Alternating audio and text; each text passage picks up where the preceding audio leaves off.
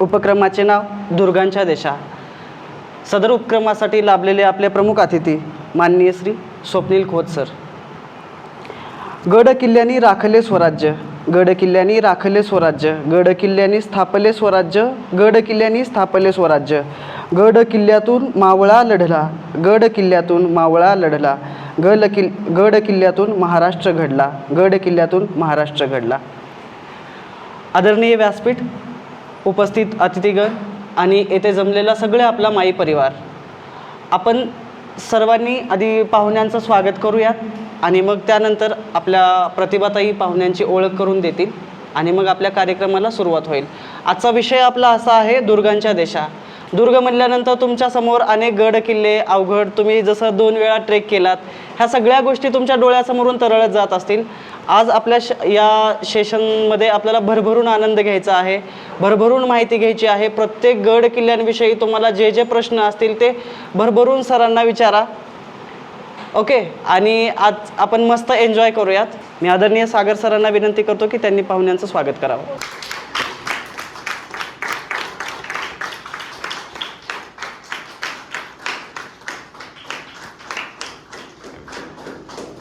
सरांनी basic mountaineering course Manali येथून केलेला आहे, त्याचप्रमाणे ते 17 वर्ष गिर्यारोहण करत आहेत।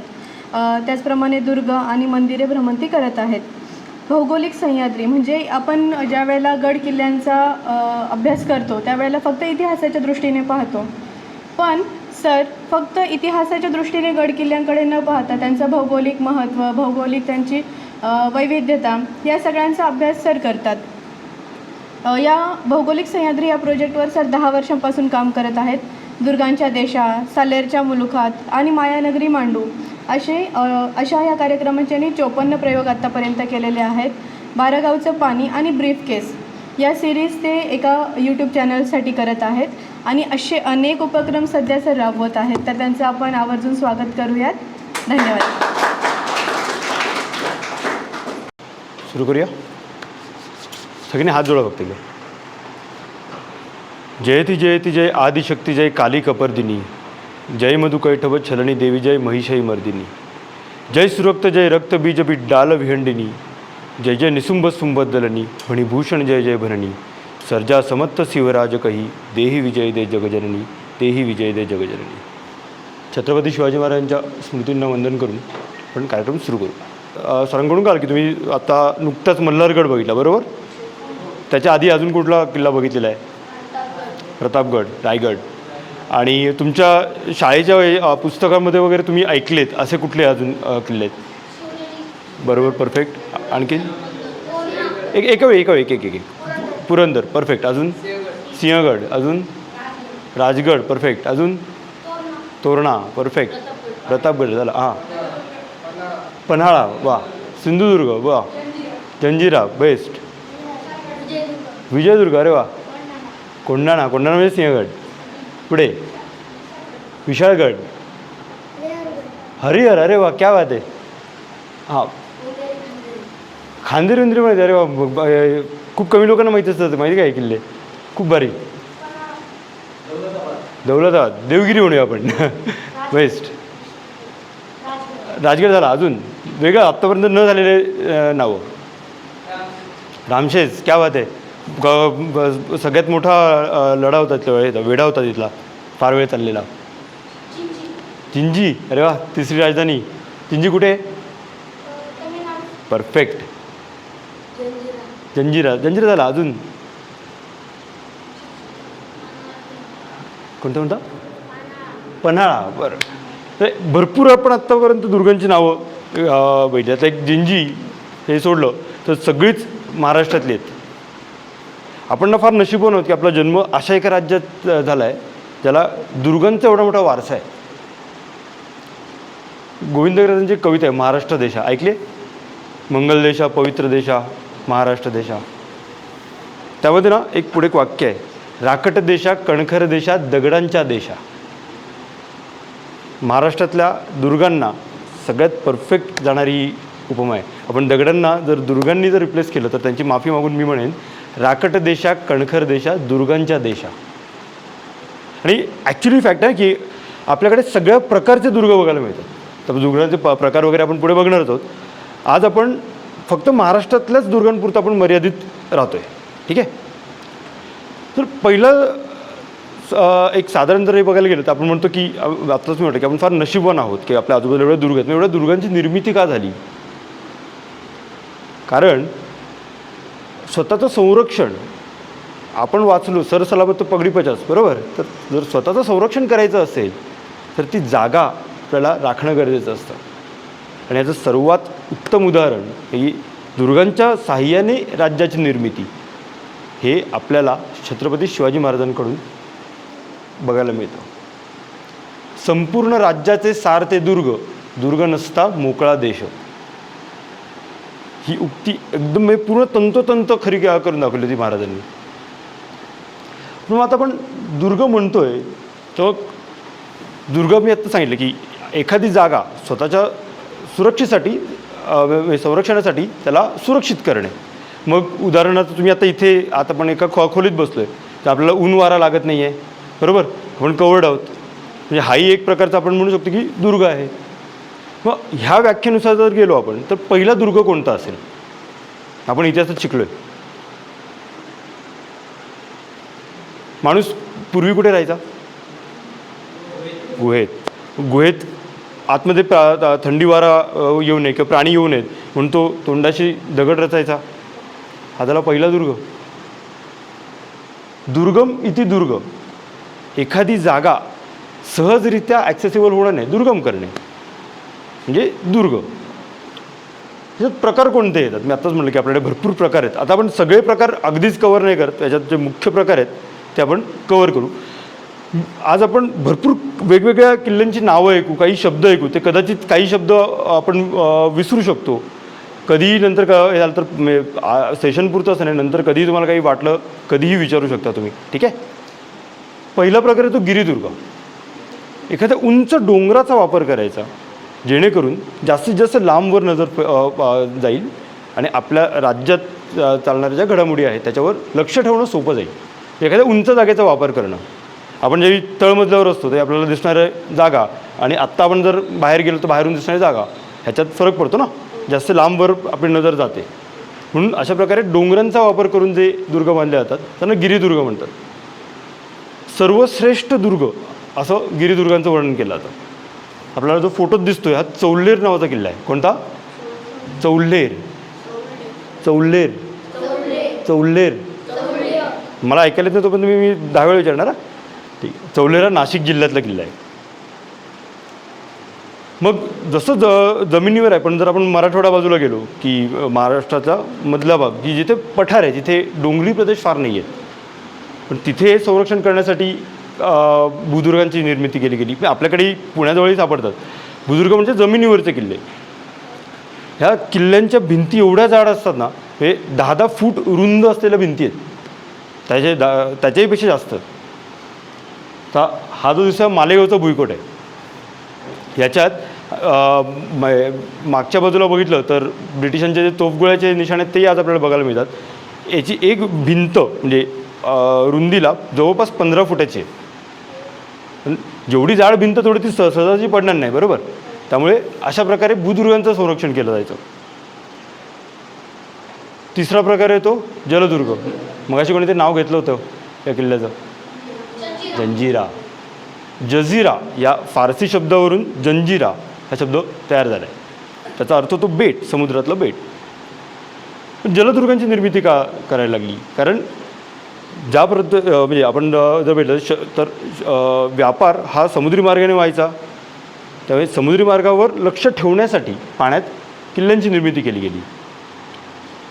फक्त व्यापारच असं नाही तर शत्रूही त्या मार्गाने येऊ शकतो. आपल्याकडे उदाहरण आहेच, वास्को द गामा हा पाण्याच्याच मार्गाने कालिकतला येऊन पोचला, पुढे गोव्याची वाताहत झाली. अशा प्रकारे जलदुर्ग. जलदुर्गांमध्ये आपल्याकडे अजून मगाशी आणखीन एक उदाहरण सांगितलं होतं कोणीतरी. कोणते कोणते जलदुर्ग आपल्याला माहिती आहे अजून? सिंधुदुर्ग, पद्मदुर्ग, विजयदुर्ग. हे नाही, तो वेगळा प्रकार आहे, तो सांगतो. नाही, समुद्रात पाण्यात आतमध्ये असलेला सुवर्णदुर्ग नावाचा किल्ला आपल्याकडे अजून एक. तो पण महाराजांच्या यातला फार महत्त्वाचा किल्ला आहे. किनाऱ्यावरती देवगिरी हा मिश्र प्रकारात येतो. भुईकोट पण आहे आणि तो गिरिदुर्ग पण आहे. तो आपण पुढचा प्रकार बघणार आहोत त्याच्यात. पण तसं पहिलं तर तो गिरिदुर्गामध्ये पकडला जातो, पण मिश्र आहे. नगरकोट आणि गिरिदुर्ग दोन्हीचं कॉम्बिनेशन आहे त्याच्यात. आत्ता आपण बघितलं की पाण्यात एखाद्या बेटावर किल्ले बांधले जातात, पण मग त्याला संरक्षण देण्यासाठी जमिनीवरही काही किल्ले बांधले जातात. त्याच ज्या पद्धतीने बेटावर आहे त्याच पद्धतीने एका बाजूला किनारा म्हणजे एका बाजूला पाणी आणि एका बाजूला जमीन. विजयदुर्ग हा विजयदुर्गाचाच फोटो आहे. ठीक आहे. सो अशा प्रकारचे किल्ले बांधले जातात. जवळपास प्रत्येक समुद्री दुर्गाला एक कमीत कमी एक असे किनाऱ्यावरचे दुर्ग बांधलेले असतात. माझी खांदेरी उंदेरीचं नाव ऐकलं आपण. खांदेरी उंदेरीला थळचा किल्ला आहे. जर जंजिराचाच घेतलं तर इथे दंडराजपुरी आणि साम्राजगड नावाचे 2 किल्ले आहेत. काही ठिकाणी घनदाट जंगलांचा वापर केला जातो की ज्याला आपण म्हणतो डोळ्यासमोर आपला काय येतं, किल्ला म्हटल्यानंतर तटबंदी आहे, दरवाजे आहेत. दरवेळी असं असेलच असं नाही आहे. कधीकधी नॅचरल सोर्सेसचा वापर करूनही किल्ल्यांची निर्मिती केली गेली आहे. तर त्यातलाच एक प्रकार म्हणजे वनदुर्ग, म्हणजे एकदम निबिड जंगल की ज्याच्यात दिवसा प्रवेश करणंसुद्धा फार अवघड जाईल. आपल्याकडे महाराष्ट्रात तशी फक्त वनदुर्ग असलेले कमी उदाहरण आहेत. त्यातलं एक छान उदाहरण म्हणजे मुळागड नावाचा किल्ला आहे, कोल्हापूर जिल्ह्यात येतो. हा जो फोटो आहे नरडव्याचा भैरवगड आहे. तर आपण भैरवगडावर पण अजून पुढे एक भैरवाबद्दल बघू, तेव्हा जास्त अजून इनडेप्थ करू. एकापेक्षा जास्त प्रकार एकत्र केलेले असतात. ठीक आहे. म्हणजे आता जरी या फोटोत बघितलं तर इथे तुम्हाला सगळं जंगल दिसतं आजूबाजूला आणि डोंगरही दिसतोय. म्हणजे वनदुर्ग आणि गिरिदुर्ग याचं कॉम्बिनेशन केलेलं आहे, म्हणजेच मिक्स केलं आहे. मिश्रदुर्ग किल्ला आहे वासोटा. वासोटा पण फार महत्त्वाचा किल्ला आहे, सातारा जिल्ह्यात येतो. आत्ता आपल्याला ते जाताना बोट नाही जायला लागतं पलीकडे, पण पूर्वी यावेळी धरण नव्हतं तेव्हा तो डायरेक्ट ॲक्सेसिबलही होता. मध्ये नदी होती तेव्हा. बऱ्याचदा एका किल्ल्याला लागूनच लगेच दुसरा किल्ला पण असतो. मगाशी पुरंदरचं नाव घेतलं आपण. पुरंदरच्या बाजूलाच वज्रगड नावाचा किल्ला आहे. मग ते आजूबाजूच्या डोंगरांवर किल्ले बांधण्यामागचं कारण काय असेल, काय वाटतं? हे एका डोंगरावर किल्ला आहे, मग लगेच बाजूच्या डोंगरावर कशाला बांधायचं ना, तो पण वेगळा किल्ला का असेल असं? परफेक्ट. म्हणजे काय, एखादा किल्ला जर बांधला आहे तर त्याच्या बाजूचा डोंगर एकतर फोडून टाकायचा, नाही तर त्याला संरक्षित करायचं. हे आज्ञापत्रात लिहिलेलं वाक्य आहे की मुख्य गडाशेजारचा डोंगर हा मोकळा सोडू नये. आपल्याकडे दुर्दैवानेचं एक उदाहरण, दुर्दैवच म्हणेन, त्याचं उदाहरण आहे. रायगड पडला त्याचं कारण रायगडाच्या बाजूलाच पोटला नावाचा डोंगर आहे ज्याच्यावर ब्रिटिशांच्या तोफा चढवल्या, त्यामुळे रायगडापर्यंत त्या तोफा पोहोचू शकल्या. जर पोटल्याचा डोंगर नसता तर रायगड पडणं हे फार अवघड गेलं असतं. परफेक्ट. अंकाई टंकाई जोडदुर्ग आहे. हे फोटो दिसत आहे साल्हेर सालोट आहेत. महाराष्ट्रातला सर्वात उंच दुर्ग साल्हेर, आणि त्याला बाजूला लागून सालोटा नावाचा किल्ला आहे. मगाशी आपण म्हटलं की गिरिदुर्गांचा वापर हा जास्तीत जास्त लांबवर नजर ठेवण्यासाठी होतो, पण त्यातही काही किल्ले असे आहेत ना की ज्यांचं काम फक्त टेळणीसाठी आहे. ज्याच्यावरती फार काही राजवाडे, पाण्याच्या टाक्या असं काही फार काही दिसत नाही आपल्याला, पण तिथून लांबवर नजर जाते, त्यांना म्हणतात टेहळणीचे किल्ले. हा आहे मोरोशीचा भैरवगड, माळशेज घाटाच्या खाली त्याला मोरोशीचा भैरवगड आहे. आत्तापर्यंत आपण काही काही किल्ल्यांची नावं बघितली, त्यातली कुठली कुठली नावं आत्ता आठवत आहेत? आत्ता मी सांगितलेलं आपण आत्ता डिस्कस केलेल्यामध्ये कुठली कुठली आपण बघितली? जोडदुर्ग बघितलं. बरं ठीक आहे. काय आत्तापर्यंत आपण बघितलं त्यातलं काय काय आठवतं आहे? गिरिदुर्ग परफेक्ट. अजून काय? मिश्रदुर्ग, वनदुर्ग. वनदुर्ग कुठला बघितला आपण? नरडव्याचा भैरवगड हा परफेक्ट. भूदुर्ग कुठला बघितला आपण? मालेगावचा भुईकोट. मिश्रदुर्ग बघितला. मिश्रदुर्ग कुठला बघितला? वासोटा. जलदुर्ग बघितला. जलदुर्ग कुठला बघितला आपण? त्यासोबत अजून एका आपण किल्ल्याचं नाव घेतलं, नाही जलदुर्गामध्ये अजून एका किल्ल्याचं आपण नाव घेतलं. अजून नाही, विजयदुर्ग नाही, सुवर्णदुर्ग. हा तो एक प्रकार झाला बघ. किनाऱ्याच्या किल्ल्यामध्ये आपण विजयदुर्ग बघितला, ठीक आहे. जोडदुर्गामध्ये आत्ता आपण बघितला त्या तो कोणता होता जोडदुर्ग? साल्हेर आणि सालोटा, ठीक आहे. साल्हेर हा महाराष्ट्रातला सर्वात उंच किल्ला. आता किल्ला बघायचा म्हणजे काय करायचं, म्हणजे एखाद्या दुर्गावर आपण गेल्यानंतर वरती काय काय बघायचं आहे. बऱ्याच ना आपण म्हणतो की अरे आपल्याकडे ते किल्ले सगळे पडलेले आहेत, राजस्थानातले किल्ले भारी आहेत, हे बऱ्याचदा लोकांना एक गैरसमज असतो. ते तिकडे लढलेच नाहीत किल्ले फार, आपल्याकडे ते किल्ले लढलेत, त्यामुळे ही अवस्था झालेली आपल्याला बघायला मिळते. पण नक्की वर गेल्यावर बघायचं काय, आपण थोडक्यात काही यांची ओळख करून घेऊ. जे पहिले आहेत जे मानवनिर्मित घटक जे माणसाने बनवलेले आहेत. पहिला आहे तो बालेकिल्ला. बाला ई किला नावाचा एक या फारसी शब्दावरून बालेकिल्ला या शब्दाची उत्पत्ती झाली. छत्रपती शिवाजी महाराजांनी राज्य व्यवहार कोश नावाचा एक ग्रंथ लिहिला, ज्याच्यात त्यांनी या सगळ्या फारसी शब्दांना मराठी पर्यायी शब्द दिलेत. बालेकिल्ल्याला मराठीत म्हणतात आदित्यका. काय म्हणतात? आदित्यका. आदित्य नाही, आदित्यका. परफेक्ट. आदित्यका म्हणजे उंचावरची जागा. साधारणपणे मुख्य दुर्ग सोडून त्या दुर्गावरची उंच जागा, जी इतर जरी भाग पडला, शत्रू जरी इतर त्या बाचीवर घुसला तरी ती जागा जास्त सुरक्षित ठेवता येते. जिथे राजघराण्यातले लोक असतात किंवा महत्त्वाचे सरदार वगैरे यांची घरं वगैरे अशा ठिकाणी असतात. हा राजगडाचा बालेकिल्ला आहे. त्याचं एक वैशिष्ट्य असं आहे, ही तुम्हाला जी तटबंदी दिसते इथे, ठीक आहे, ही अशीच तटबंदी पलीकडच्या बाजूलाही आहे. राजगडाला 3 माच्या आहेत, आपण त्याच्याबद्दल बघू पुढे. पण संजीवनी, सुवेळा आणि पद्मावती या तिन्ही माच्या वेगळा किल्ला म्हणून लढवल्या जातात, कारण या अशा प्रकारच्या तटबंदीने त्या वेगळ्या केल्या गेल्यात. त्यामुळे बाकी जरी तिन्ही माच्या पडल्या तरी बालेकिल्ला स्वतंत्र लढवता येऊ शकतो. हा त्याच्यामागचा उद्देश. उंचावरची जागा, इथे वरती आपल्याला बुरुज दिसतोय बघा, ठीक आहे. तेवढं उंचावर किल्ला बांधला, वरती जाणार कसं? पण पायऱ्या या अगदीच पायथ्यापासून नसायच्या, काही या शेवटच्या टप्प्यात साधारण असायच्या. गडाची जाणारी वाट आहे ती वाट एकदम म्हणजे जसं मग म्हटलं की दुर्गम करायची, म्हणजे सहजाची कोणाला येतच आलं नाही पाहिजे. त्यात एक मजा सांगतो आता.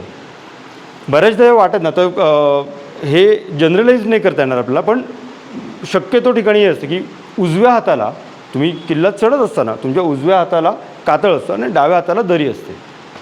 काय कारण असू शकतं? उजव्या हातात काय पकडतो आपण साधारणपणे, मावळ्यांच्या किंवा त्या काळातल्या लोकांच्या दृष्टीने बघितलं, उजव्या हातात काय पकडतो? डाव्या हातात, बरोबर. चढताना जर माझ्या उजव्या हाताला कातळ असेल तर मला तलवार हात फिरवायला मला चान्स मिळेल? कसं मिळणार? दगड आहे ना, भिंत आहे, हात फिरवणार कसं? जर इथे जर जी भिंत आहे तर हात असं मारायला लागेल ना, असं आडवा कसा वार करणार?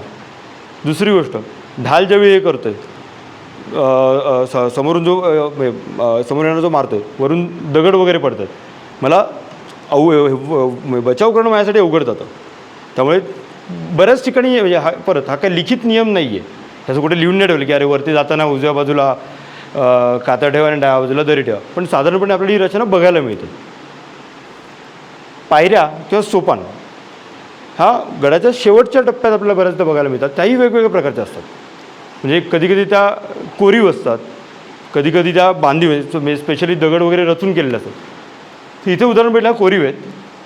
हा पूर्ण एक डोंगर एक सलग खालून जर बघितलं तर इथे चालणारा माणूस दिसणार नाही. शिवाय त्याचा आकार जर बघितला तर खालून बघताना तो एक संद डोंगर वाटतो. त्या पायऱ्या दिसत नाहीत आपल्याला खालून. अशा एकदम चतुराईने त्या पायऱ्या बांधलेल्या आहेत. किल्ल्याचं नाव आहे हडसर. आपण आत्ता आहोत हडपसर, ते हडसर, ठीक आहे. हडसर किंवा पर्वतगड, जुन्नर पुण्यापासून जवळच असलेला किल्ला आहे, जुन्नर तालुक्यातला किल्ला आहे. महाराष्ट्रात अजून एक हल्ली प्रचंड व्हायरल झालेलं नाव आहे हरिहर. साधारण 75 डिग्रीमध्ये पायऱ्या बांधलेल्या आहेत. ह्याच्या दिसत आहेत, ह्याचे पायऱ्या आहेत, या इथे दिसतात आपल्याला, ह्या पायऱ्या आहेत. आपण शिडी कशी चढतो? 2 हात पाय बेसिकली 4 पायांवर आपण चढतो. आता इथे इथं बैठं तिथं खाचा दिसतात बघा पकडायला. त्या खाचांमध्ये हात घेऊन आपलं वर द्यायला लागतं, तसंच उलटं उतरावं लागतं जवळजवळ, कारण 75°पेक्षा 75 ते 80 म्हणजे साधारण एवढी त्याची त्याला स्लोप आहे. हे कॅप्टन ब्रिग्ज नावाचा एक ब्रिटिश अधिकारी होता. तो ह्या आता ब्रिटिशांनी आपल्याकडच्या किल्ल्यांची 1818 नंतर उद्ध्वस्त करायला त्यांनी सुरुवात केली वातहत. पण तो इथे आल्यानंतर ना त्याला त्या पायऱ्या एवढ्या आवडल्या, त्याने लिहून ठेवलं, माझ्या मनाचं नाही सांगत आहे, त्याने लिहून ठेवलं की त्या पायऱ्या एवढ्या सुंदर होत्या की त्याला त्या पायऱ्या फोडाव्याशा नाही वाटल्या. एका ब्रिटिशाला हे वाटणं ही खूप मोठी गोष्ट आहे, कारण ज्यांनी राजगड रायगडही नाही सोडले, त्यांनी ह्या खालच्या टप्प्यात जर बघितलं तर पायऱ्या जिथे समजा समोरचा दगड तो तिथला पुढचा भाग त्यांनी उडवला. साधारण दरवाजा काय आहे आपल्याला कॉन्सेप्ट माहिती आहे, पण वेगळ्या पद्धतीने कसा वापर केला गेला. माझ्या पण एक गिरिदुर्ग बघितला चौल्लेर नावाचा, बरोबर. हा त्याचा उखळ्या दरवाजा आहे. कुठला? उखळ्या उखळ्या उखळ्या उखळ्या. तर जर इथे बघितलं तर आतमध्ये अंधार दिसतोय ना. आत प्रवेश केल्यानंतर उजवीकडे वळण आहे त्याला, आणि मध्ये जी जागा आहे ती अशी खडबडीत केली, म्हणजे त्याला पायऱ्या नीट नाही आहेत, थोडंसं चढावं लागतं. काय कारण असेल? अंधार केला आहे आणि आतमध्ये असं एकदम जागा सपाट नाही आहे, जी ओबडधोबड आहे. काय वाटतं? आतमध्ये ना मशाल लावली की उजेड पडेल, म्हणजे दिसेल की आपण कुठे फिरतोय. पण जर शत्रुसैन्य आलं तर त्याच मशाली विझवल्या तर आतमध्ये ते धडपडणार ना, मग त्यांना सहजासहजी वर येता येणार नाही. सो अशा प्रकारची रचनाही आपल्याला काही ठिकाणी बघायला मिळते. मग अशी सरांनी देवगिरीचं नाव घेतलं, देवगिरीवरही अशाच प्रकारची रचना आहे. म्हणजे जर विचार केला तर किती डोकं लावून किल्ला बांधणं, म्हणजे चला ठीक आहे फक्त एक 4 भिंती उभारल्या, त्याला समोर फक्त गोल बुरुज लावले, एवढं सोपं नाही आहे ते. असाच आणखीन एक दरवाजा बघूया, दरवाजाचा प्रकार तो म्हणजे मुल्लेरचे दरवाजा. तर हा परत सेट आहे. इथे एक दरवाजा आहे, हा इथे एक तुटलेला दरवाजा दिसतोय, हा इथून प्रवेश आहे, असा एक दरवाजा आहे, असा एक दरवाजा आहे, असा एक दरवाजा आहे, असा एक दरवाजा आहे, असा एक दरवाजा आहे. एका मागोमाग एक दरवाजे आहेत. पहिला दरवाजा पडला तरी दुसरा आहे, तो पडला तिसरा आहे, तो पडला चौथा आहे, तो पडला पाचवा आहे, मग पुढे असे 7 दरवाजांची मालिका आहे एका मागोमाग एक. तर प्रत्येक दरवाजाजवळ त्यातल्या प्रत्येक 2 ते 3 दरवाजांच्या जवळ देवडी नावाचा प्रकार आहे, तो आपण पुढे बघणार आहोत. पण मुल्लेर महाराजांनी सुरतेची लूट जेव्हा केली होती तेव्हा मुल्लेरची पेठ लुटली होती. हा खूप महत्त्वाचा किल्ला आपल्या महाराष्ट्राच्या किल्ल्यांच्या. पण आपल्याकडच्या सगळ्याच किल्ल्यांचे दरवाजे असे छोटे असतात का? हे माझ्या म्हणतात की राजस्थानमधले किल्ले म्हणजे एकदम खूप मोठं असं लोकांना वाटतं. आपल्याकडेही असे काही किल्ले आहेत की ज्यांचे दरवाजे प्रशस्त आहेत, खूप मोठे आहेत. विदर्भामध्ये नागपूरजवळ नगरधन नावाचा किल्ला आहे. कोणता? नगरधन. नगरधन. त्या नगरधन किल्ल्याचा दरवाजा आहे हा आहे असा आहे, हा पाडून परत बांधला आहे वगैरे असं काही नाही, हा अशाच अवस्थेत त्याला दरवाजा आहे. तो किती प्रशस्त आहे, त्यानंतर किती रेखीव आहे, तो एकदम छान डिझाईन वगैरे करून त्याला लावलेला आपल्याला बघायला मिळतं. हाही दरवाजा आहे आणि हा रायगडाचा दरवाजा आहे.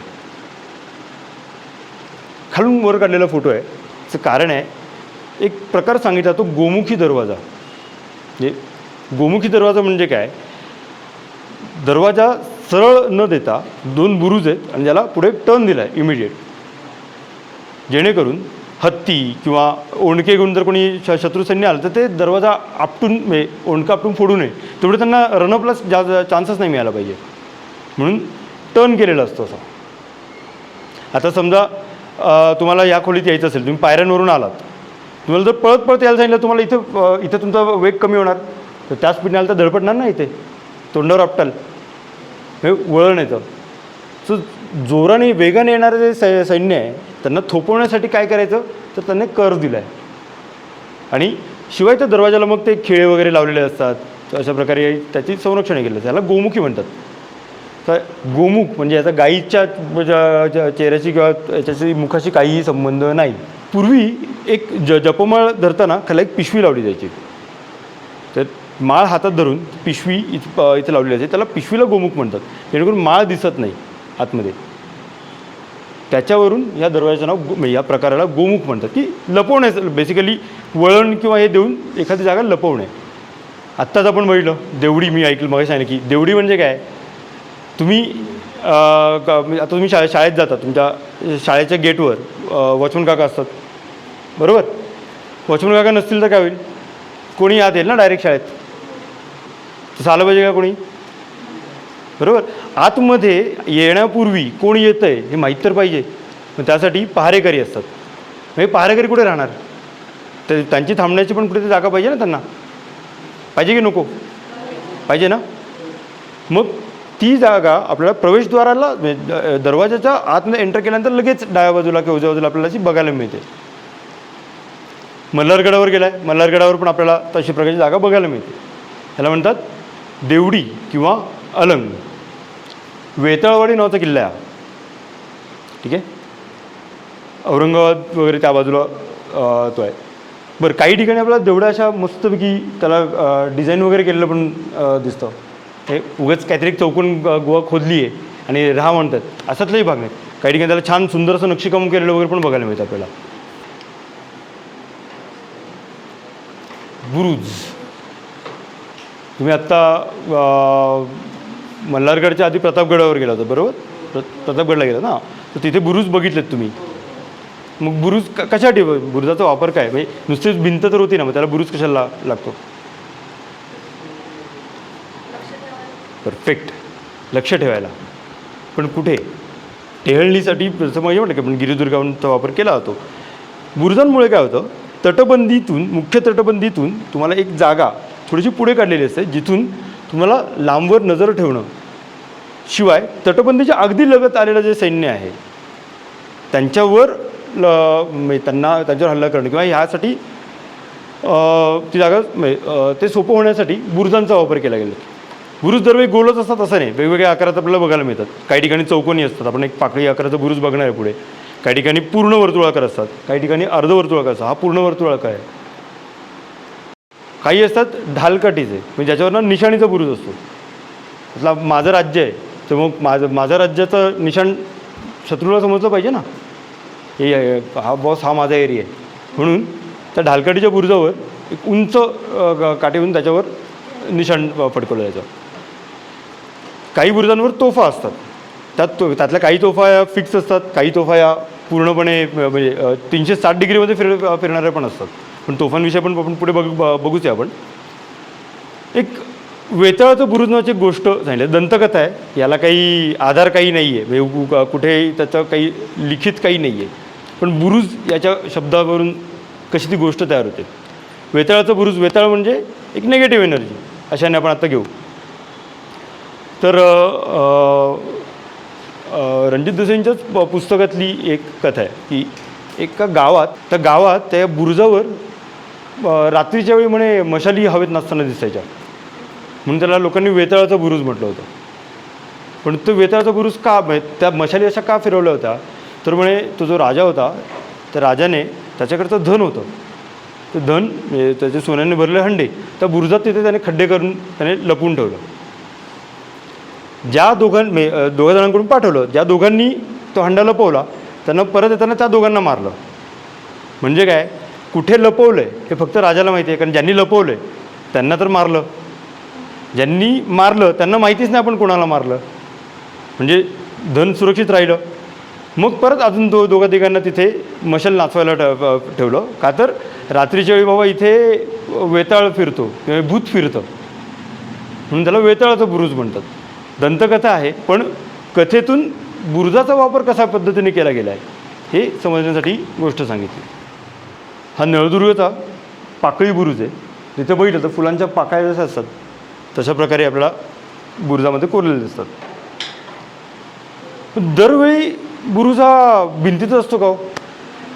मग सुटा कारण भुईकोटांबद्दल आपण बोललो, तर भुईकोटामध्ये आतमध्ये जर सगळं सैन्य आलं तिथे कुठे मारणार हो हे बालेकिल्ला. मग तिथे अशा प्रकारच्या एक स्टँडअलोन बुरुज बांधले जातात. हा उपळ्या नावाचा बुरुज आहे. तो उखळ्या दरवाजा होता, हा उपळ्या बुरुज आहे. त्या बुरुजावर वरती तोफ ठेवलेली असायची, जेणेकरून जरी शत्रू आत आला तरी शेवटच्या श्वासापर्यंत लढलं पाहिजे. पण नुसतंच लढणार कसं ना, त्यालासाठी ताकद मिळायला पाहिजे. ती ताकद देण्याचं काम या अशा प्रकारचे बुरुज करतात. हा उपळ्या बुरुज आहे नळदुर्ग किल्ल्यामधला. अशा प्रकारचे बुरुज विजापूर बाजूला वगैरे आपल्याला भरपूर बघायला मिळतात.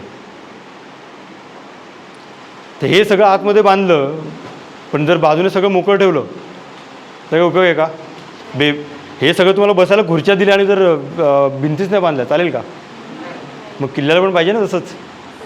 त्यासाठी तटबंदी बांधली जाते. ही जी दिसते ही तटबंदी आहे. पण हा स्पेसिफिकली किल्ला निवडण्याचं कारण तो वरच्या टप्प्यातही दिसते, खालच्या टप्प्यातही दिसते. अशा वेगवेगळ्या डोंगराच्या उतारावर पहिल्या टप्प्यात, मग दुसऱ्या टप्प्यात, मग तिसऱ्या टप्प्यात उतारावरही आपल्याला तटबंदी केलेली बांधलेली दिसते. हा वेताळवाडी नावाचा जो किल्ला पण मगाशी म्हटलं ना, त्याच्याच ही तटबंदी आहे. अशीच तटबंदी महिमनगडाची आहे. इथे जर बघितलं आपण तर डोंगरात आतमध्ये त्याला बरोबर जागा करून तिथे ती तटबंदी बांधलेली दिसते. हा बुरुज दिसतो बघा इथे पडलेला. किती अवघड असेल ना ती गोष्ट. एखाद्या उंच डोंगरावर मध्येच म्हणजे तिथून खाली पडलं की संपलं. तिथे भिंत बांधायची आणि तेव्हा क्रेन नव्हती. तेव्हा आत्ता जेवढे ड्रिल मशीन वगैरे असल्या काहीच गोष्टी नव्हत्या ना. माणूस तिथे रोप किंवा रस्सी बांधून तिथे खाली उतरून अक्षरशः चिन्नी हातोड्याचा वापर करून त्या जागा प्लेन करून मग तिथे बांधलेल्या आहेत गोष्टी. आणि सगळ्यात महत्त्वाचं, ह्या भिंती आजही बघायला मिळतात आणि आत्ता बांधलेल्या बिल्डिंग्स ह्या पडतात. मग आता ह्या तटबंदींमध्ये बऱ्याचदा काही छोटे होल्स बघायला मिळतात आपल्याला. मल्हारगडला पण आहेत ते. त्याला म्हणतात जंग्या. त्याचा वापर काय की तटबंदीच्या अगदीच जवळ जर आला तर त्या होल्समधून बंदुकीची नळी किंवा बाणने पण बंदुकीची नळीच ॲक्च्युली, तर त्याचा वापराने जवळ आलेल्या सैन्यावर हल्ला करता येतो. ह्याला एक मराठी शब्द आहे प्राकाररंध्र.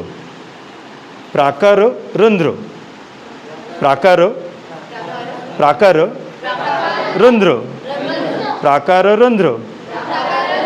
प्राकाररंध्र. माझ्याकडून बुरुज बैठले. बुरुजाला पण एक मराठी शब्द आहे कोट्टगुल्म. कोट्टगुल्म.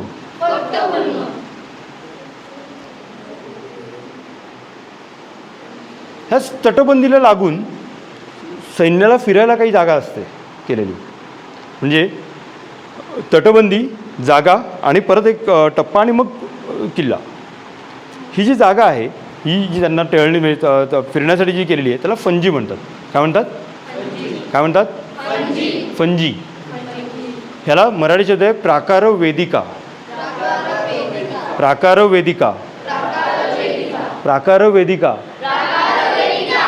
नाश्ता झाला ना सगळ्यांचा? आवाज पहिल्या ह्याच्यातच जोरात आला पाहिजे काय? काही ठिकाणी ठीक आहे काही ठिकाणी या फंजी अक्षरशः एक बैलगाडी जाईल एवढ्या मोठ्या असतात. हा वर्धनगड नावाचा किल्ला आहे, त्याची ही फंजी आहे. कुठला किल्ला आहे? वर्धनगड. आजचा आपला मुख्य उद्देश ॲटलीस्ट हा ठेवू आपण की आपल्याला वेगवेगळ्या किल्ल्यांची नावं आपण ऐकतोय आणि वेगवेगळ्या भागांची नावं ऐकतोय. ठीक आहे. पण किल्ल्याचं चित्र काढायला सांगितलं ना की वरच्या आपण त्याला पाकळ्या बऱ्याच आपण काढतो. त्या पाकळ्या काय शोसाठी आहेत का? त्याचा वापर कसा केला जातो आता त्याला म्हणतात चर्या.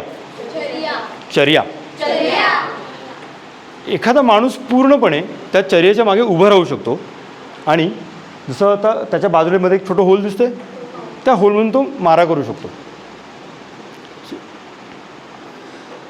हा अंतूर नावाचा किल्ला आहे, त्याच्यावरच्या चर्या आहेत.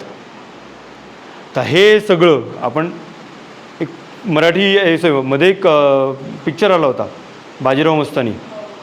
तर जर नीट बघितलं आपण तर आत्ता पण जे काही शिकलो ते पिक्चरकडे जाऊ दे हे करणं, पण त्याचं कसं हे आहे हे आपल्याला इथे दिसत आहेत. पाकळ्यांसारखा आकार काय असतो? आत्ता आपण बघितलं काय असतात?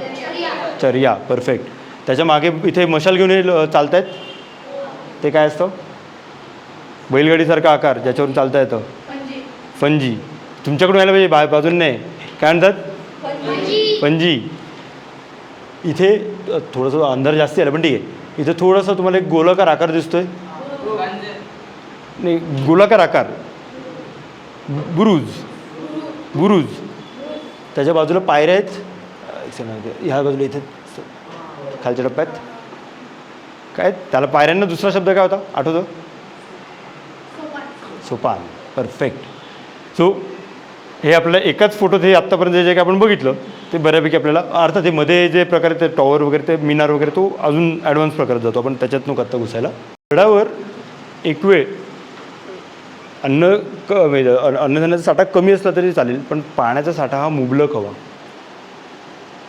उदक पाहुनी दुर्ग बांधावा. हे जिथे पाणी नाही आहे अशा ठिकाणी किल्ला बांधायचाच नाही. तुम्ही आपण आता समजा मांजरी भागात राहतो, ठीक आहे, ह्याच्याऐवजी आपण राजस्थानमध्ये वाळवंटात जर राहायला गेलो सहन होईल का आपल्याला? कारण पाण्याचं दुर्भिक्ष आहे वाळवंटात. पाणी ही सर्वात महत्त्वाची गोष्ट आहे. सिंधुदुर्गमध्ये एक भरतगड नावाचा एक किल्ला आहे. आता तो किल्ला जो आहे तो कशा पद्धतीने फेल गेला त्याचं उदाहरण आहे.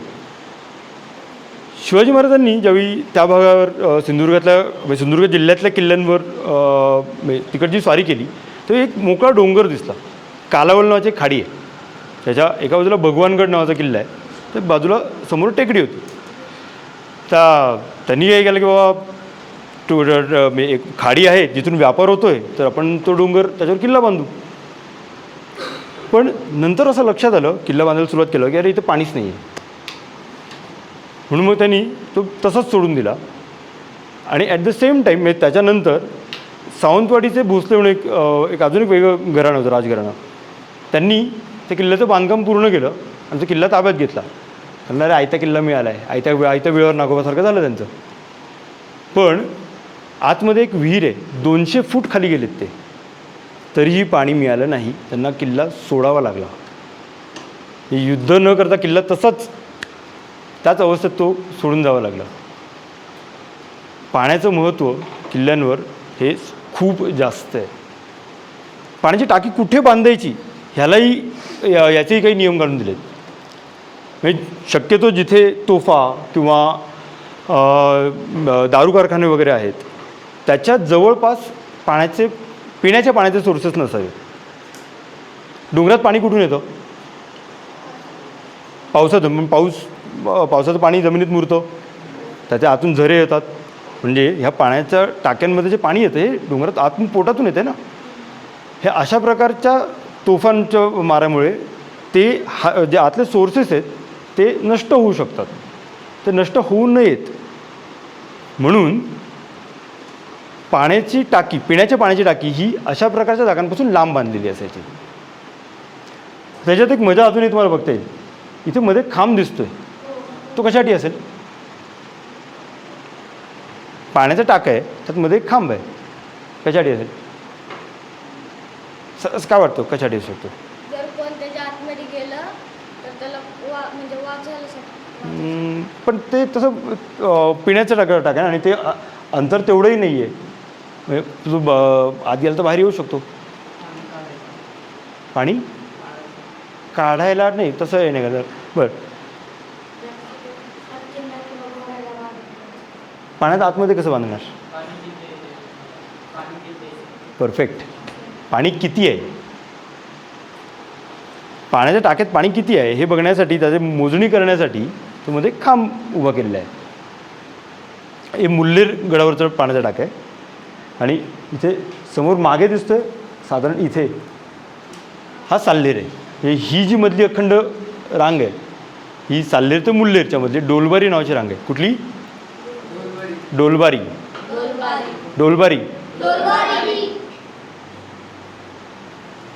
काही वेळा आपल्याला एकाला लागून एक असे सलग पाण्याची टाकी बघायला मिळतात. त्याला जोड टाकं म्हणतात. जोड टाकं. मग आपण काय बघितलं होतं? जोडदुर्ग. आता हे काय आहे? जोड म्हणजे काय? एकाच्या बाजूला एक. हे कंक्राळा नावाच्या किल्ल्यावरचं पाण्याचा टाका आहे. कुठला? कंक्राळा.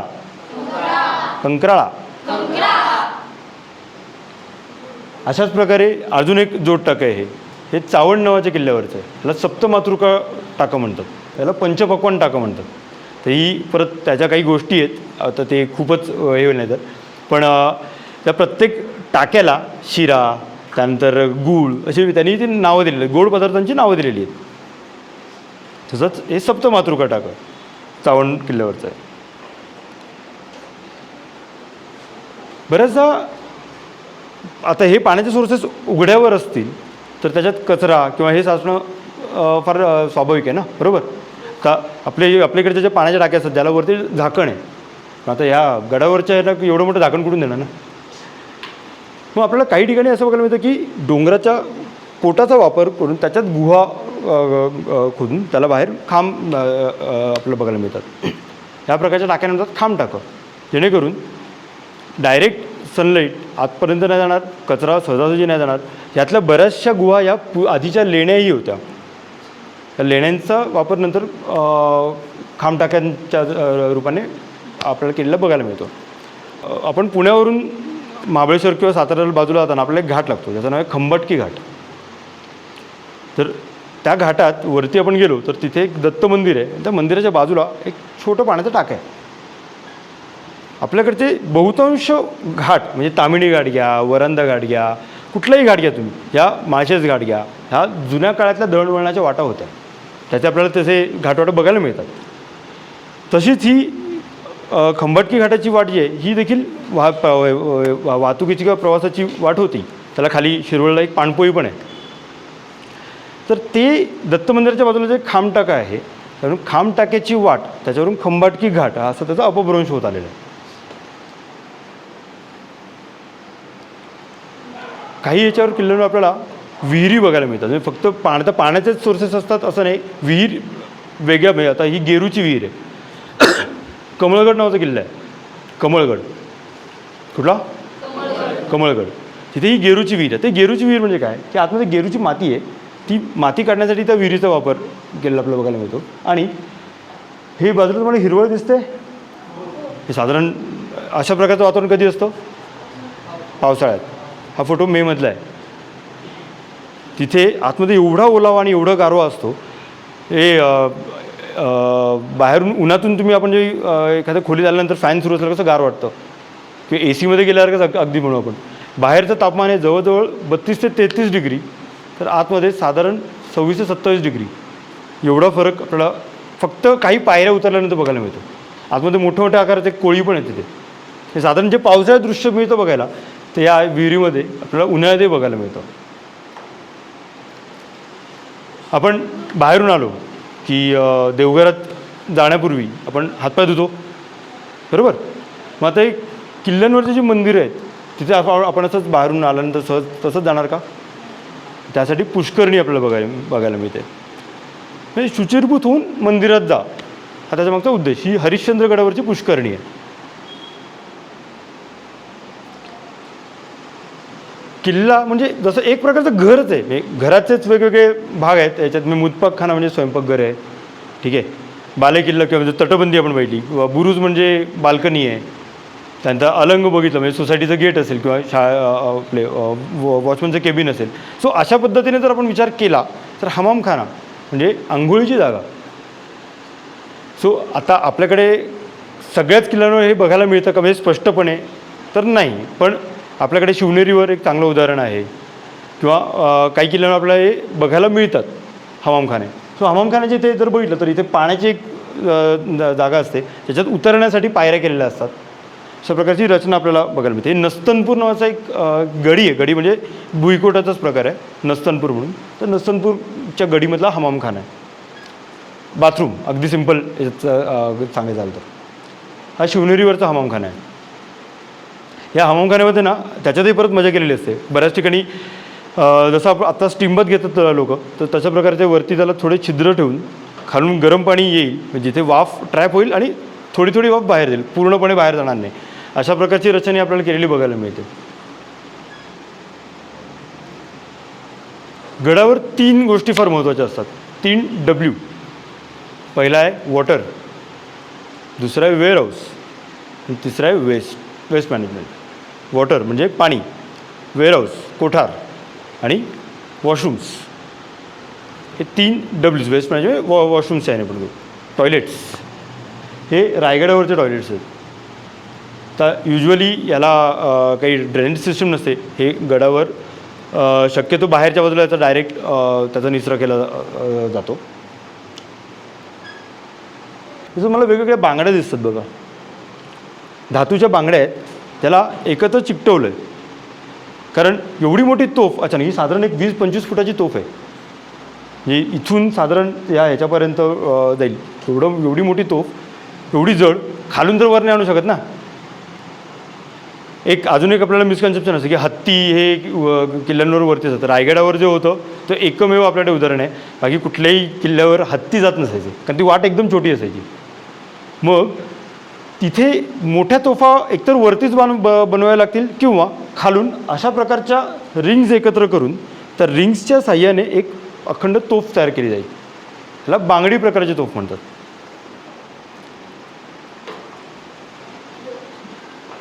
देव ही संकल्पना माणसाच्या आयुष्यातली सर्वात महत्त्वाच्या संकल्पनांपैकी एक आहे, श्रद्धास्थान.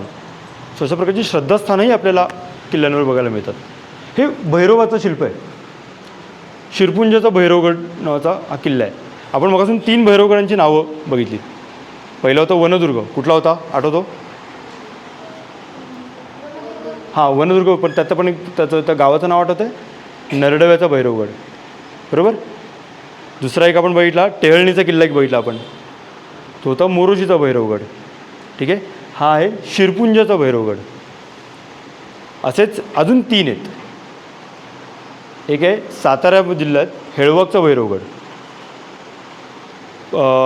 हरिश्चंद्रगडजवळ म्हणजे ह्याच किल्ल्याच्या समोर कोथळ्याचा भैरवगड एक आहे, आणि विदर्भामध्ये एक वारीचा भैरवगड म्हणून एक किल्ला. असे 6 भैरवगड महाराष्ट्रात आहेत. एकाच नावाचे 6 किल्ले आहेत. किल्ल्याच्या नावातच देवाचं नाव आहे, कुठला? भैरव. हा भैरव आपल्याला बघायला मिळतो. मग दरवेळी अशा मूर्ती रूपातच देव असतात का? तर नाही. तर अशा प्रकारचे तांदळा स्वरूपातले, म्हणजे ज्याला आकार नसतो, त्या दगडाला फक्त शेंदूर लावलेला आहे आणि त्याची पूजा केली जाते. सो अशा प्रकारचे आपल्याला इथे हा दिसतोय, हा अशा प्रकारचे पण आपल्याला देवस्थानं बघायला मिळतात. हा पाबरगड नावाचा किल्ला आहे. कुठला? पाबरगड. पाबरगड. पाबरगड. परफेक्ट. त्याच्या मागे जसं एक शिंग दिसतंय का आलेलं, त्याच्या बाजूला एक अजून एक असा एक डोंगर दिसतोय, तो आहे रतनगड. कुठला? रतनगड. परफेक्ट. प्रत्येक धर्माच्या फॉलोअर्सनुसार की त्याच्या अनुयायानुसार त्या गडांवर ती देवस्थानं आपल्याला बघायला मिळतात. तर काही गडांवर आपल्याला मशिदीही बघायला मिळतात. अशा प्रकारच्या लेणीही आपल्याला काही बघायला मिळतात. लेण्यांचा साधारणपणे काळ हा आजपासून 2000 वर्षांपूर्वीपासून आपल्याकडे चालत आला आहे. आपल्याकडे महाराष्ट्रातली सर्वात जुन्या लेण्यांपैकी एक किंवा ऐहिक लेणं म्हणून ओळखलं जातं. ऐहिक म्हणजे माझ्या स्तुतीचं लेणं मी जिथे शिलालेख हे करून मी तयार केलं आहे, असं लेणं आहे नाणेघाट नावाचं. सो अशा प्रकारची लेणी आपल्याला किल्ल्यांच्या परिसरात बघायला मिळतात. त्याचं कार्विंग बघितलं तर किती एकदम नाजूक कार्व केलेलं आहे पूर्ण. कन्हेरगड नावाचा किल्ला आहे हा. कुठला?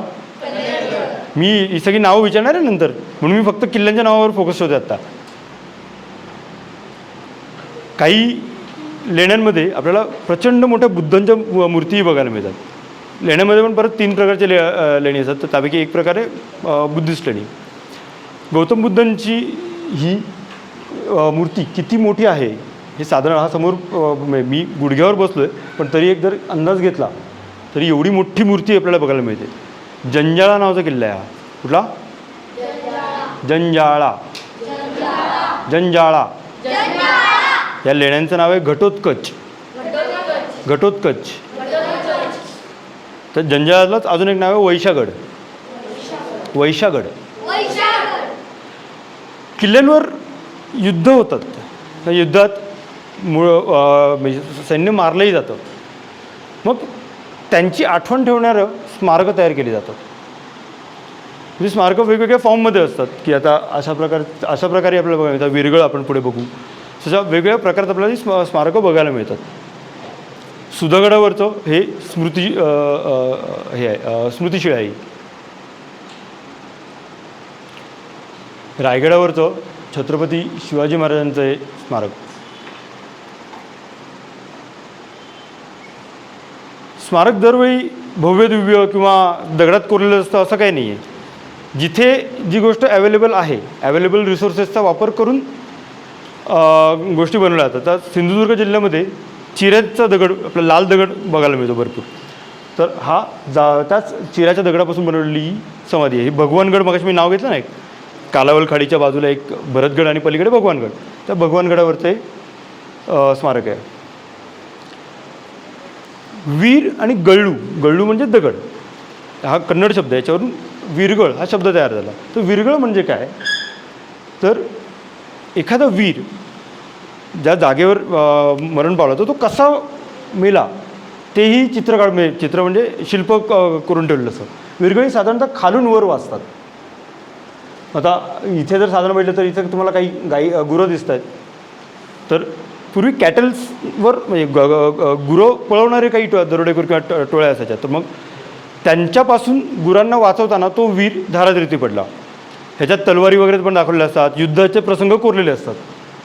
इथे वरच्या टप्प्यात तुम्हाला दिसतोय तर तो वीर कसा मेला, तो त्याला तलवारी, काही ठिकाणी धनुष्यबाण दाखवलेला असतो, काही ठिकाणी तो वीर पूर्ण आडवाई दाखवलेला असतो. नाही तर शेवटच्या टप्प्यात तो नीट दिसत नाही आहे, पण तो एका शिवलिंगाची पूजा करतोय. म्हणजे काय, युद्ध कशामुळे झालं, तो कसा मेला आणि तो स्वर्गात झाला, तो स्वर्गप्राप्ती झाली. ह्याच्यात परत मग हे आता ही 3 टप्प्याचे, काही ठिकाणी 4 टप्प्यात मध्ये अप्सरा पण दाखवलेल्या असतात. सो अशा प्रकारच्या याला विरगळीमध्ये बरंच वेगळे प्रकार. विरगळीचं एक वेगळं सेशन होतं. फक्त एकदम मी थोडक्यात माहिती देतो याची. इथं अंबरखाना म्हटलं आपण स्पेसिफिकली धान्याबद्दल म्हणतो. धान्याचा साठा करण्यासाठी जी जागा किल्ल्यावर बांधली जाते ती धान्य कोठार किंवा अंबरखाना म्हणतो आपण. ह्याच्यात बऱ्याचदा काय होतं, आता इथे खूप हे मोकळं आहे, पण पन्हाळ्यावर एक जे धान्य कोठार आहे त्याला पूर्ण बंदिस्त, वरून फक्त एक थोडीशी जागा असते आणि खालून धान्य काढायला जागा असते. वरून पूर्ण धान्य ओतलं गेलं तर पूर्ण भर राहील, त्याला खिडक्या नाही तर ते बाहेर नाही पडणार. फक्त जेवढं काढायचं आहे तेवढंच फक्त एक छोटंसं त्याला ओपनिंग देऊन तिकडनं काढलं जातं. जसं धान्य कोठार आहे तसंच दारुगोळा वगैरे ठेवण्यासाठी पण कोठार लागतं. दारू कोठारं ही मुख्य वस्तीपासून ही लांब असायची. साधारणपणे गडाच्या टोकाजवळच असायची ती. हे रायगडावरचं दारू कोठार आहे. सिमेंट तर नव्हतं ना तेव्हा, अंबुजा त्यानंतर कुठे अल्ट्राटेक हे असं काही नव्हतं तेव्हा. पण मग तरीसुद्धा त्याच्याहीपेक्षा भक्कम भिंती कशा काय बांधल्या गेल्या. त्याच्यात महत्त्वाचा एक घटक होता चुना. त्याच्यात चुना, गूळ, त्यानंतर हिरडा अशा वेगवेगळ्या गोष्टी वापरून त्याचं सिमेंटिंग मटेरियल तयार केलं जायचं 2 दगडांच्या मध्ये ठेवण्यासाठी.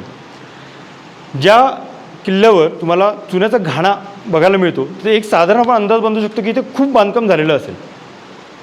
ते विसापूर नावाचा किल्ला आहे, लोहगड विसापूर. तर विसापूर किल्ल्यावर खूप सुंदर, खूप मोठं एक चुन्याचा घाणा आहे आपल्याला बघायला मिळतो. याला पुढे बैल जुंपून, आता त्याचं वर्किंग नाही फार सांगत, पण बैल जुंपून इथे मध्ये तो चुना टाकून बैलाच्या साह्याने तो घाणा फिरवला जायचा. अशा प्रकारे वाडेही बघायला मिळतं आपल्याला. तेवढं चुन्याचा घाणा बघितला पण त्याचं काहीतरी इम्प्लिमेंटेशन कुठे ते बघायला पाहिजे ना. अशा प्रकारचे वाडे आपल्याला बघायला मिळतात. हा अलंग किल्ल्यावरचा वाडा आहे. हे शरभचं शिल्प आहे. ठीक आहे, तुम्हाला भक्त प्रल्हादाची गोष्ट माहिती आहे का? हिरण्यकशिपूची माहिती आहे? कोणाला माहिती आहे? ऐकली आहे? नाही ऐकले? बरं. तो देवाचा भक्त होता, सतत देवाचं नाव जपायचा. मग एक दिवस कश्यपने काय केलं, त्याला ना टेकडीवरनं खाली फेकून दिला. या विचाराने की तो आता तरी बंद करेल देवाचं नाव जपणं. फेकून दिलं त्याला, पण तरीसुद्धा त्याला काहीच झालं नाही. परत तो वरती आहे तसा वरती येऊन परत देवाचं नाव जपत राहिला. थँक्यू. त्या टाळ्या होत्या त्यासाठी एकदा. तर प्रल्हादाला हिरण्यकशिपू म्हणजे त्याचे वडील ते काय म्हणतात की अरे तू देवाचं एवढं नाव घेतोस, तो देव आहे तरी कुठे. तर हिरण्यकशिपूला एक आशीर्वाद मिळालेला असतो असा की त्याचा म्हणजे अमरत्वाचा, की त्याचा मृत्यू हा संध्याकाळी नाही, दिवसा नाही, रात्रीही नाही, घराच्या आत नाही, बाहेरही नाही, अशा प्रकारे त्याचं ते त्याला वरदान मिळालेलं असतं. तो त्याच्या मुलाला विचारतो, अरे तू म्हणतोस देव आहे, देव आहे, देव आहे कुठे? म्हणून तो एका खांबाकडे बोट करून, या खांबात आहे का तुझा देव? तो म्हणतो हो आहे. तो खांबाला लात मारतो. त्यातून नरसिंहाचा अवतार घेऊन विष्णू बाहेर येतात आणि घराच्या उंबरठ्यावर संध्याकाळच्या वेळी, म्हणजे दिवसही नाही रात्रही नाही, घराच्या आतही नाही बाहेरही नाही, परत त्याला ते असतं की जमिनीवरही नाही आणि हवेतही नाही, म्हणून मांडीवर घेऊन त्याचं पोट फाडतात. ठीक आहे. ह्याच गोष्टीचा पुढचा भाग. तर शैव वैष्णव वाद एक आपल्याकडे खूप वाद, म्हणजे भांडण अशा ह्याच्यातला नाही आहे, तो तात्विक वाद आहे तो. तर हा विष्णूचा अवतार आहे नरसिंह. मग असं त्यांना असं सांगितलं की पुढे त्या नरसिंहाला ताकदीचा गर्व झाला आणि मग त्याने लोकांना त्रास द्यायला सुरुवात केली. म्हणून शंकरांनी एका सिंहासदृश्य प्राण्याचं रूप घेतलं, ज्याला म्हणतात शरभ, ज्याला इथं पाहिलं तर पंख आहेत, त्याला खूप मोठी नखं आहेत, तर पायात दाखवलेले हत्ती आहेत, ते त्याच्यावर आत्ता नको, कारण ते परत त्याच्यात एक गज, द्विगज, त्रिगज असे प्रकार येतात की किती हत्ती पकडले. बऱ्याचदा काही लोक सांगतात की किती राजवटींवर विजय मिळवला, त्याच्याशी काही संबंध नाही त्याचा. कधी कधी नुसता शर्प पण दाखवलेला असतो. ठीक आहे. तर अशा प्रकारचं शिल्प दाखवण्याचं कारण एकच, मी किती ताकदवान आहे हे दाखवण्याचं हे प्रतीक आहे. तर आता शरभाचं एक साधे वय चालतं, तर श्रीलंकेचा झेंडा आठवते, सिंह आहे, तलवार आहे हातात, शरभाचाच एक प्रकार म्हणता येईल त्याला. मग आता शरभाने नरसिंहाचा पराभव केला म्हणून विष्णूंना राग आला, म्हणून त्यांनी 2 तोंड आणि 1 धड असलेलं एका पक्षाचं रूप घेतलं, त्याला म्हणतात गंडभेरुंड. काय म्हणतात? काय म्हणतात? काय म्हणतात? भूक लागली का? भूक लागली आहे? मग आवाज नाही येते. गंडभेरुंड हे सिंहगडावरचं शिल्प आहे. हे आपल्याकडे फार कमी बघायला मिळणारं शिल्प आहे. ठीक आहे. मग आता परत त्याच्यात त्या दोघांच्यातही परत पुढे युद्ध झालं, त्यामुळे आपल्याकडे बऱ्याचशा किल्ल्यांवर ना 1 शरभ 2 गंडभेरुंड किंवा 2 शरभ 1 गंडभेरुंड अशा प्रकारे आपल्याला शिल्प कोरलेली बघायला मिळतात. कर्नाटक स्टेट ट्रान्सपोर्टचा जो लोगो आहे KSRTCचा, तो गंडभेरुंडाचा आहे.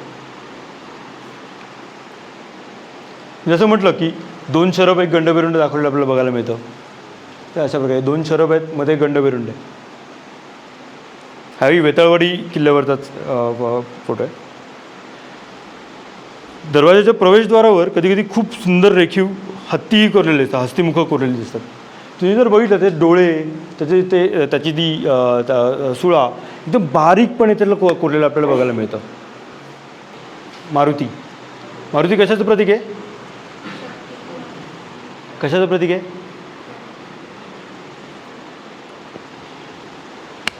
कशाचं? शक्तीचं प्रतीक आहे.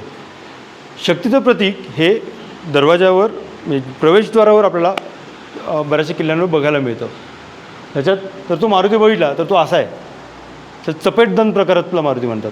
हे चापटी मारायला उभा आहे. अगेन ही जी शिल्प असतात त्या प्रत्येक शिल्पाचं वाचन हे वेगवेगळ्या पद्धतीने बरेच जण करत असतात, पण एक त्यातलं एक काय म्हणतात, एक प्रकारचं वाचन जे मला पटलं किंवा आवडलं.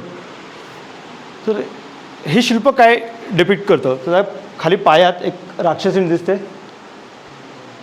ती पनवती नावाची राक्षसीण. कुठली? पनवती.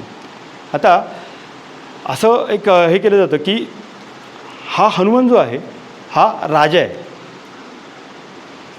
खाली जी राक्षसीण आहे ती त्याचं कुटुंब आहे, आणि तो चपेटदान म्हणजे मारायच्या अवस्थेत आहे ज्यावेळी हल्ला होतो आहे. म्हणजे काय की जेव्हा शत्रुसैन्य येतं आहे तेव्हा तो त्याच्या कुटुंबाकडेही लक्ष देणार नाही, तो प्रजेकडे लक्ष देईल. ते त्या दृष्टीने तो पावलं उचलेल. म्हणून तर अर्थात हे त्या शिल्पाचं वाचन आहे, प्रत्येकजण वेगवेगळ्या पद्धतीने करतो. हा तिकोना नावाचा किल्ला आपल्याजवळ पुण्याजवळ तिथला आहे. इथे पण परत तुम्हाला तेच बघायला मिळेल बघा.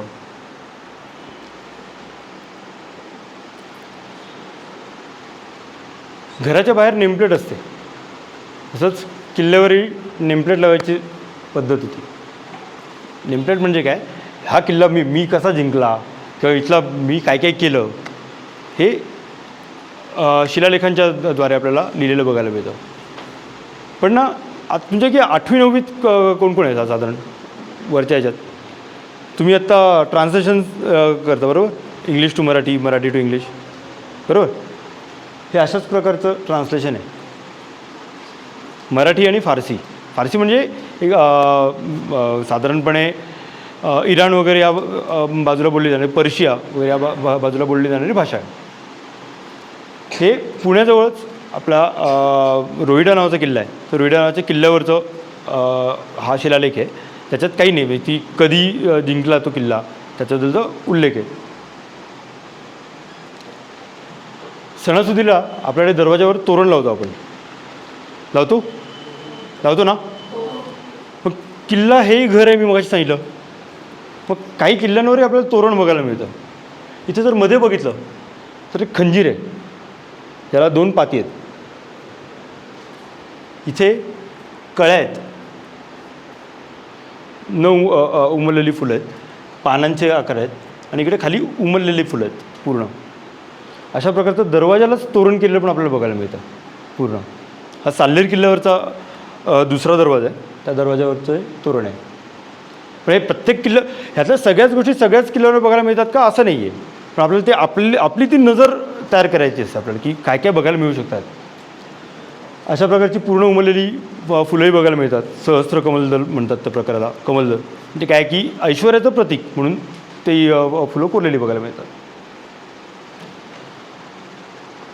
किल्ल्याला खास करून भुईकोटांमध्ये हा प्रकार आपल्याला बघायला मिळतो. भुईकोटाला बाजूला चर खोदून त्याच्यात पाणी भरलं जायचं आणि त्यात पाण्यात एक तर ते खूप खोल त्याचा गाळ किंवा त्याच्यात काटेकुटे सोडून किंवा पाश्चिमात्य काही याच्यात मगरी वगैरे सारखे प्राणी सोडून आतला प्रवेश दुर्लभ केला जायचा.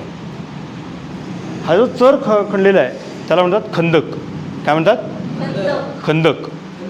खंदक. तर आता ह्या खंदकाला लागून आता जिथे प्रवेशद्वार आहेत तिथे रेवणीचे बुरुज पण असायचे. खंदकाला लागून बुरुज असायचे बेसिकली. बाहुबली नावाचा सिनेमा आला होता मध्ये, त्याच्यात एंट्रन्स, आता बाकी सगळं नको बघायला आपण, पण ते बाजूला असे हा खंदक आहे. अर्थात हे इमॅजिनेशन केलं आहे त्या दिग्दर्शकाने, पण तो किती भव्य असतो किंवा असू शकतो खंदक, तर त्याचं एक उदाहरण म्हणून ते बघूया आपण. तर हा प्रकार खास करून आपल्याकडच्या किल्ल्यांकडे नाही बघायला मिळत, पण मराठवाड्यातले किंवा खानदेशातले जे किल्ले आहेत तिथे काही ठिकाणी आपल्याला बघायला मिळतो. त्याला म्हणतात बारादरी. संध्याकाळच्या वेळी राजघराण्यातल्या स्त्रियांना किंवा एक हवा खाण्यासाठी, हवा पलटासाठी एक जागा केली जी स्त्रियांसाठीची आहे, त्याला बारादरी म्हणतात. बेसिकली जिथे राजगृह आहे त्या घरापासून त्यांच्या जवळ असलेली एक जागा आहे. काही किल्ल्यांच्या जवळ ना, आता जसं आपण इथून पुण्याकडे जर जायला लागलो तर आपल्याला बोर्ड लावलेले दिसतात, इकडे पुणे आहे, इकडे सोलापूर आहे. पूर्वी कसं कळणार जे व्यापारासाठी लोक येत आहेत कुठल्या दिशेला काय आहे? अंतूर नावाच्या किल्ल्याजवळ हा अशा प्रकारचा एक माइलस्टोन आहे. हे आता ॲक्च्युली पूर्व पश्चिम यानेही नावं लिहिलेली आहेत मी. तर पूर्वेला नागपूर जालना आहे, त्यानंतर दक्षिणेला दौलताबाद, त्यानंतर अहमदनगर आहे. सो अशा प्रकारची नावं तिथे फारसीमध्ये कोरलेली आहेत. इथे तुम्हाला दिसतील बघा. सो अशा प्रकारचे माइलस्टोनही बघायला मिळतात. खूप कमी किल्ल्यांवर पण साल्हेरसारख्या किल्ल्यांवर आपल्याला यज्ञवेदिका बघायला मिळतात, जिथे यज्ञ केलं जातं. सो हे अशा प्रकारचं यज्ञकुंड आहे. आतमध्ये समिधा वगैरे टाकून भोवतीने जे काही गुरुजी पंडित आहेत ते बसून यज्ञही करायचे. गुहा मगाशी आपण एक प्रकार बघितला किंवा ऐकला, आपण सुरुवातच आपण जिथून केली. अशा प्रकारे काही खूप छोट्या गुहा आपल्याला बघायला मिळतात की ज्यांचं तोंड खूप मोठं आहे आणि ते आतमध्ये निमुळता होत जातात आणि शेवटी एक प्रचंड मोठी खोली असते. साधारणपणे बौद्ध भिक्खू ज्या प्रदेशात फिरायचे तो तिथे त्यांच्या ध्यानधारणेसाठी अशा प्रकारच्या खोल्यांची निर्मिती केली असावी. एवढेच मानवनिर्मित घटक असतात का? तर नाही, अजूनही बरेच आहेत. पण आपण फक्त महत्त्वाचे जे घटक आहेत फक्त महत्त्वाचे तेवढ्यावर आता फोकस ठेवलं आणि शेवटी काही वेगळे ज्या युनिक फॅक्टर्सकडे आपण बघितलं. तर पटकन आपण काही नैसर्गिक घटक म्हणजे जे नॅचरल गोष्टी आहेत ज्याचा वापर करून किल्ल्याचे भाग बांधलेले आहेत. माची, डोंगराची सोंड असते बरोबर. हे डोंगर आहे असं काय फक्त डायरेक्ट त्रिकोणी नसतो, त्याला काही वेळा एक लांबवर जाणारी सोंड असते. त्या सोंडेवरही त्याला म्हणजे शत्रू तिथूनही येऊ शकतो म्हणून त्याला संरक्षण देण्यासाठी ते संरक्षक भिंती बांधल्या आहेत. त्या सोंडेला म्हणतात माची. काय म्हणतात? काय म्हणतात? माचीला मराठीत म्हणतात उपत्यका. उपत्यका, आदित्यका, उपत्यका, उपत्यका. परफेक्ट. ही राजगडाची संजीवनी माची आहे. आता राजगडाच्या या मात्यांच्या नावांच्या पण काही गोष्टी आहेत.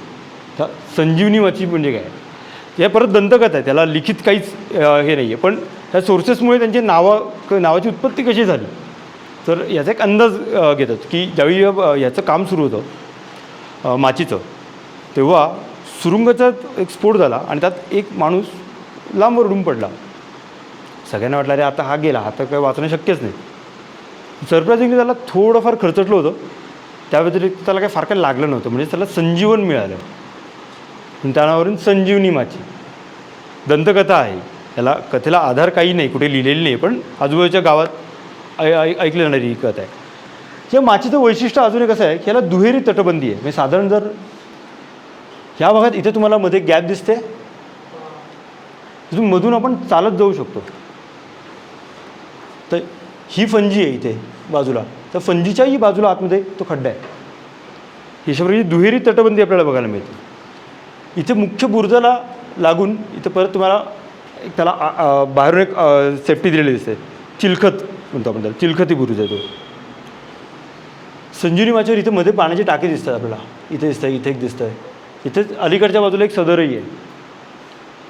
म्हणजे मी मगाशी म्हटलं सुरुवातीला की बालेकिल्ला सांगताना माची हाही एक वेगळा किल्ला म्हणून लढवला जाऊ शकतो. तो कसा, तर हे एवढ्या सगळ्या गोष्टी पूर्णपणे त्याला त्या माचीवर आपल्याला बघायला मिळतात.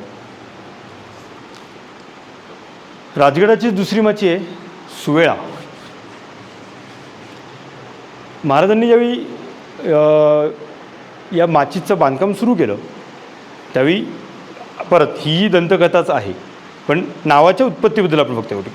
तर त्यावेळी मुहूर्त बघितला आणि सुवेळ साधली, म्हणजे योग्य वेळी त्याची काय म्हणतो आपण त्याची पायाभरणी केली म्हणून सुवेळा माची. सुवेळ साधली म्हणून सुवेळा.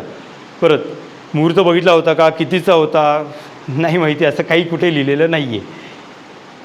राजगडाची तिसरी माची आहे पद्मावती माची. कुठल्या 3 माच्या? पहिली माची संजीवनी, दुसरी, तिसरी परफेक्ट. ही लोहगडावरची माची आहे, विंचूकाटा म्हणतात त्याला. काय म्हणतात?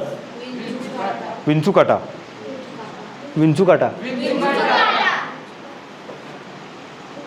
सुईला कसं होल असतं वरती, त्यातून धागा टाकतो आपण, त्याला म्हणतात नेडं.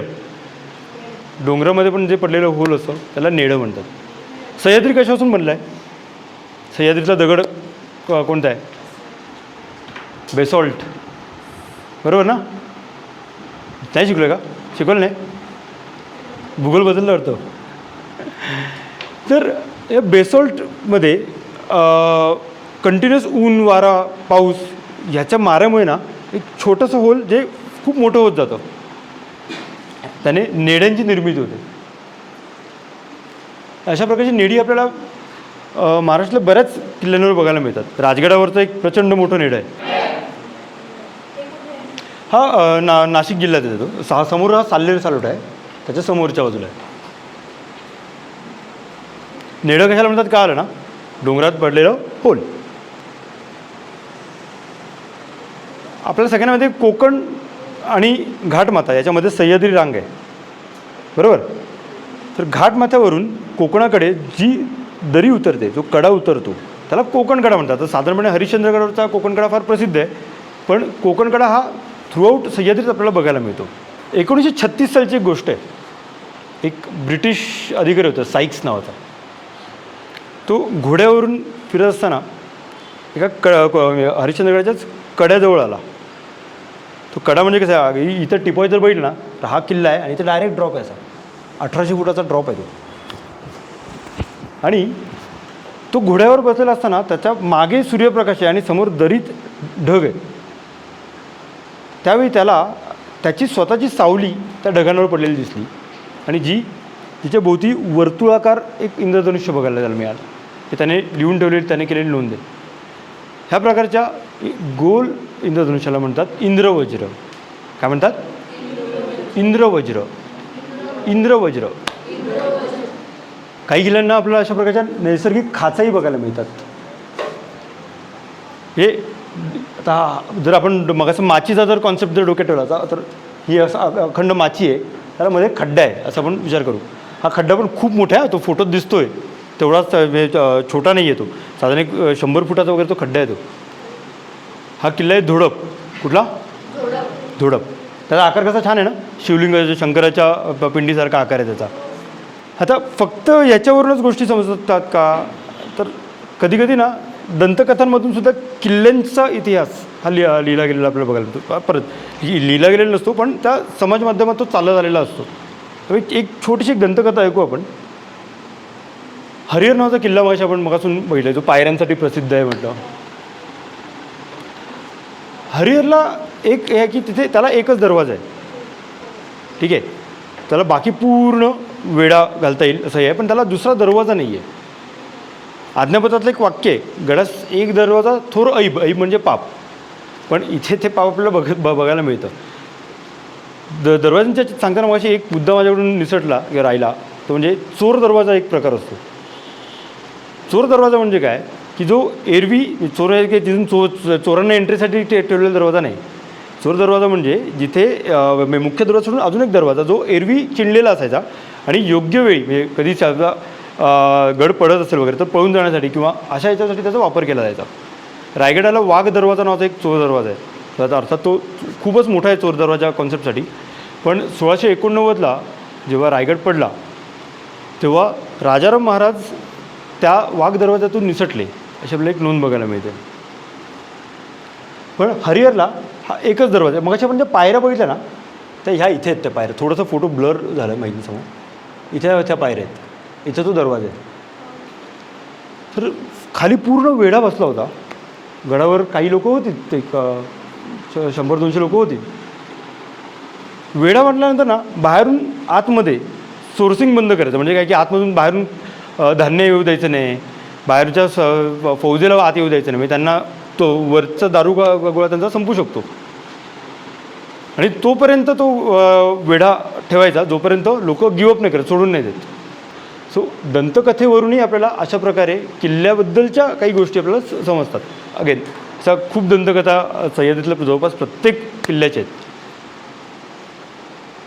पण ह्या सगळ्याचा मुख्य जर आपण हे बघितलं की हे सांगण्यामागचं कारण काय. तुम्ही कुठल्याही किल्ल्यावर जा किंवा आता लगेच जाल असंही नाही, किंवा कधी भविष्यात कधीही जाल, ते गेल्यानंतर तिथल्या प्रत्येक दगडाला, तिथल्या प्रत्येक त्या दरवाजाच्या त्या लाकडाच्या तुकड्यालाही अर्थ आहे. तो उगाच तिथे ठेवलेला नाही आहे. मग जसं म्हटलं की त्या भिंतीत होल्स काय आहेत, मागे एकाने सांगितलं की अरे ते पावसाचं पाणी वाहून जायला आहे. ते साधारण छातीच्या अंतरावर पावसाचं पाणी कुठून वाहून जाणार.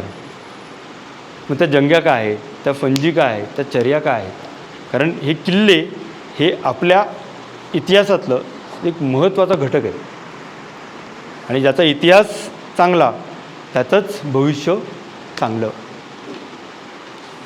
एक शेवटचा एक छंद घेऊ आणि आपण आजचं सत्र थांबूया.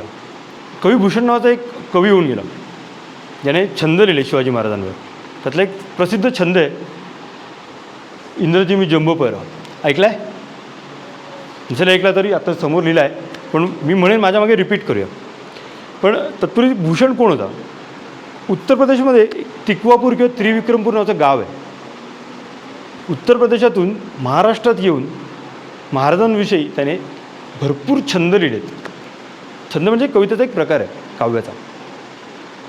त्यात वेगवेगळी युद्ध, महाराजांचे पराक्रम, त्याचप्रमाणे महाराजांची नीती याविषयी त्याने ब्रजभाषेत लिहिलेलं आहे. ही ब्रजभाषा आहे. जो सहस्त्र बाह पर राम द्विजराज है, दावा द्रुमदुंड पर चीता मृगझुंड पर भूषण वितुंड पर जैसे मृगराज है तेज तम अंश पर कन्न जिमी कंस पर त्यों मलेच्छ बंस पर शेर शिवराज है शेर शिवराज है शेर शिवराज है छत्रपती शिवाजी महाराज की जय भवानी. तुम्ही ऐकून घेतलं त्याबद्दल धन्यवाद. काही प्रश्न असतील तर आपण घेऊ शकतो.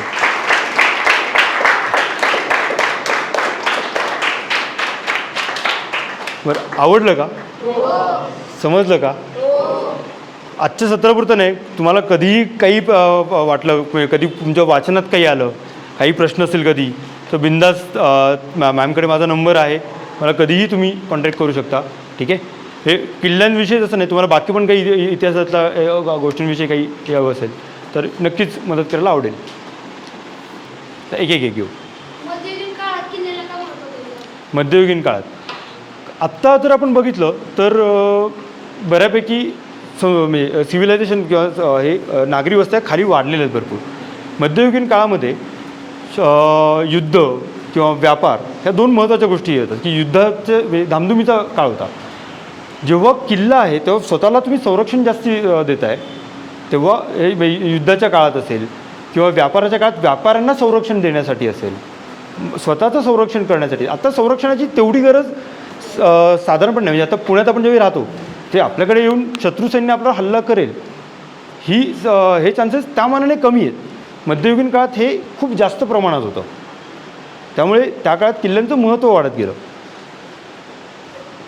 सगळ्यात मोठी वॉर कुठे झाली होती? सगळ्यात मोठी वॉर वॉर कुठे झाली होती म्हणजे महाराष्ट्रात की जगात? जसं आता कारण कसं आहे, सगळ्यात मोठी वॉर ह्याला बरेचसे आहेत अँगल्स आहेत तसं पाहिलं तर, पण साधारणपणे भारताच्या दृष्टीने बघितलं तर पानिपतचं युद्ध खूप मोठं आहे. महाराष्ट्राच्या दृष्टीने जर बघितलं तर साल्हेरचं युद्ध मोठं आहे. साल्हेरला 10,000 फौज गेली होती तिथे. त्यानंतर उदगीरचं युद्ध एक मोठं सांगितलं जातं. सो भरपूर आहे. म्हणजे अगेन स्पेसिफिकली कुठलं मोठं युद्ध होतं हे असं मला आत्ता नाही सांगणार, पण मी एकदा वाटल्यास विचारून सांगतो. हां हो, धरण आहे ते. हो, नर आणि मादी फ्लो हे केलेले आहेत ते. हो हो.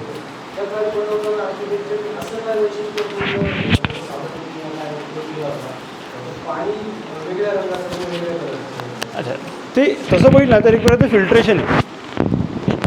फिल्ट्रेशनचं अगेन म्हणजे परत हे डोकं लावणं ही पण खूप मोठी गोष्ट आहे, पण ते फिल्ट्रेशनमुळे एका बाजूने पांढरं पाणी आणि एका बाजूने चॉकलेटी पाणी येतं.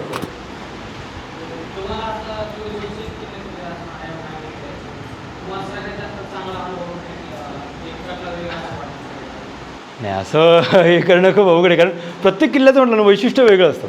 हे मला भौगोलिकदृष्ट्या साल्हेर आवडतो, स्ट्रक्चर्सच्या दृष्टीने मला मांडूचा किल्ला आवडतो, किंवा रायगड राजगड तर आपली पवित्र स्थळं आहेत आपली. किती वेळा जेव्हा तर आपण भरपूर असं होतं की आजही ऑफिसमध्ये कधी असं काहीतरी असा एखादा खराब दिवस गेला, मी दुपारी उठून भरपूर वेळा संजीवनीला जाऊन बसू. मगाशी आपण जी माची बघितली ही खूप आवडीची जागा आहे. तसंच हरिश्चंद्रगडचा कोकणकडा आहे, नाणेघाटजवळ जीवधन नावाचा किल्ला आहे. तर प्रत्येक किल्ल्याचे काही ना काहीतरी खेळ असतं. म्हणजे असं फक्त एकाच किल्ल्याशी कनेक्ट नाही होऊन जात, म्हणजे सगळ्याच किल्ल्यांसोबत. या अनुषंगाने प्रश्न विचारेल की तुम्ही साल्हेर जवळजवळ 70 ते 80 वेळा हे साल्हेरला गेले, तर त्याच्यामध्ये असं विशेष काय आहे की तुम्ही पुन्हा पुन्हा जाताय किंवा अच्छा, त्याबद्दल सांगा. तर साल्हेर हा महाराष्ट्रातला सगळ्यात उंच किल्ला आहे. सगळ्यात उंच शिखर कोणतं माहिती आहे? कळसूबाई. कळसूबाई 5,400 फूट आहे आणि साल्हेर 5,160. सो आपल्याकडे दोनच 5,000 आपण म्हणतो. साल्हेर हा उंच किल्ला आहे, पण दुसरं उंच शिखर आहे. महत्त्वाची गोष्ट म्हणजे मला मी किल्ला फिरताना स्थापत्य आणि भूगोल म्हणजे लांबवर जायचे डोंगर हा माझा आवडीचा विषय. त्यामुळे मग साल्हेर वेगवेगळ्या डोंगरांवरून कसा दिसतो मग हे बघायच्या वेळेने ते सुरू झालं. आत्तापर्यंत साधारण 93 वेगवेगळ्या डोंगरांवरून साल्हेर बघितलं आजूबाजूच्या. आणि मग त्यावेळी ज्यावेळी तिकडे गेलो तर त्यावेळी प्रत्येक वेळी साल्हेरवर जाऊन यायचं. शिवाय दुसरं म्हणजे साल्हेरचं युद्ध, मराठ्यांनी लढलेलं सर्वात मोठं आणि पहिलं ओपन फील्ड बॅटल, म्हणजे मोकळ्या मैदानात. एक साधारण आपल्याला आपण म्हणतो की मराठे फक्त गनिमी कावा करायचे असं नाही आहे. तिथं पहिल्यांदा दाखवून दिलं मराठ्यांनी मुघलांना की आम्ही ओपन फील्डमध्ये सुद्धा तुमच्याशी तेवढ्याच ताकदीने लढू शकतो. एक याचाच एक छोटा एक छंद सांगतो की म्हणजे छंदातून इतिहास कसा समजतो. पहिल्यांदा अर्थ सांगतो मग छंद सांगतो. आता दिलेर खान नावाच्या सरदाराने तो वेढा घातला होता. तर भूषण काय म्हणतो की महाराजांनी तो वेढा अशा पद्धतीने युद्ध केलं, एवढं क्रोधीतून युद्ध केलं की तो दिलेर खान हतबल झाला. तिथे युद्धाच्या काळात रक्तमांसाचा सडा पडला होता. धड नसलेली शीर नसलेली धड घोड्यावरून तशीच फिरत आहेत.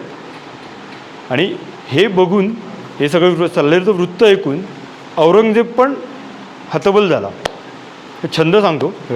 गतबल खान दलेल हुव खान बहादूर मुद्द शिवसर्जा सलहेरी ढिग क्रुद्धत दरिकीय युद्ध क्रुद्धत दरिकीय युद्धत दरेरी अद्दत दरिकरी मुंडट डुरतई रुंडट डुकरत उंडट डुगबरी खेदित दरबर छेदित दयकरी मेदित दली दल जंगत जतिसुनी रंगक गती औरंगक हतबल. हे एवढं महत्त्वाचं युद्ध की दस्तूरखुद्द औरंगजेबाला तो इथं नसताना तो म्हणजे त्याच्यात हेही वर्णन केलं त्यांनी की औरंगजेब त्यानंतर 3 दिवस दिवाणी आममध्ये आलाच नाही. एवढा तो असा फ्रस्ट्रेट झाला होता. एवढा महत्त्वाचा किल्ला आहे, एवढं हे आहे. शिवाय जर त्याचं बघितलं तर सुभा नावाचा एक प्रकार असतो. म्हणजे सुभा म्हणजे आता डिस्ट्रिक्ट असं आपण बघूया.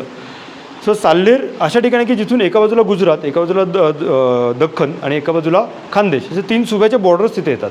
सो व्यापारी मार्ग सुरतेची सुरतेची लूट ही साल्हेरच्या आजूबाजूने गेलेले आहेत. तर मग एवढं सगळं असताना मग ते एक आवड म्हणून निर्माण झाली किंवा एक अटॅचमेंट झाली. आता भरपूर वेळा, आता तर मी किल्ल्यावर इतक्या वेळे वरती एकटाच राहिलो आहे, पण काही असं वाटत नाही आपलाच किल्ल्यावर तसा. ट्रेकवर शक्यतो चप्पल सँडल आपण टाळतो. त्याचं कारण आहे आपले सरपटणारे मित्र असतात. सो त्यांच्यापासून थोडंसं बचाव होण्यासाठी साधे का असे ना बूट गरजेचे आहेत. हे खास करून डोंगरी किल्ल्यावर जाताना. ठीक आहे. दुसरं म्हणजे पाणी, कमीत कमी 2 ते 3 लिटर पाणी आपल्याकडे कुठलाही ऋतू असो. पावसाळ्यात आपल्याला वाटतं अरे तहान नाही लागत, पण तरी आपल्याकडे पाणी असणं गरजेचं आहे. तिसरं प्रथमोपचार पेटी. तर इथे मगाशी मला दादाने दाखवता नाही आली, खाली आपल्याकडे प्रथमोपचार पेटी आहे. अशा प्रकारे छोटी प्रथमोपचार पेटी ज्याच्यात बँडेड आहे, सॅव्हलॉन वगैरे सारखे आहेत. सो असं काही की लागलं इनकेस आपल्याला तर या सवड. ह्या सगळ्या गोष्टी शक्यतो दोन्ही 2 बंद असलेली पिशवी हातात घेऊन कॅरी करून कधी चालायचं नाही. का तर स्ट्रेन येतो, तो ह्या गोष्टी झाल्याच. प्लस कधी धडपडलो वगैरे तर आपले हात मोकळे पाहिजे.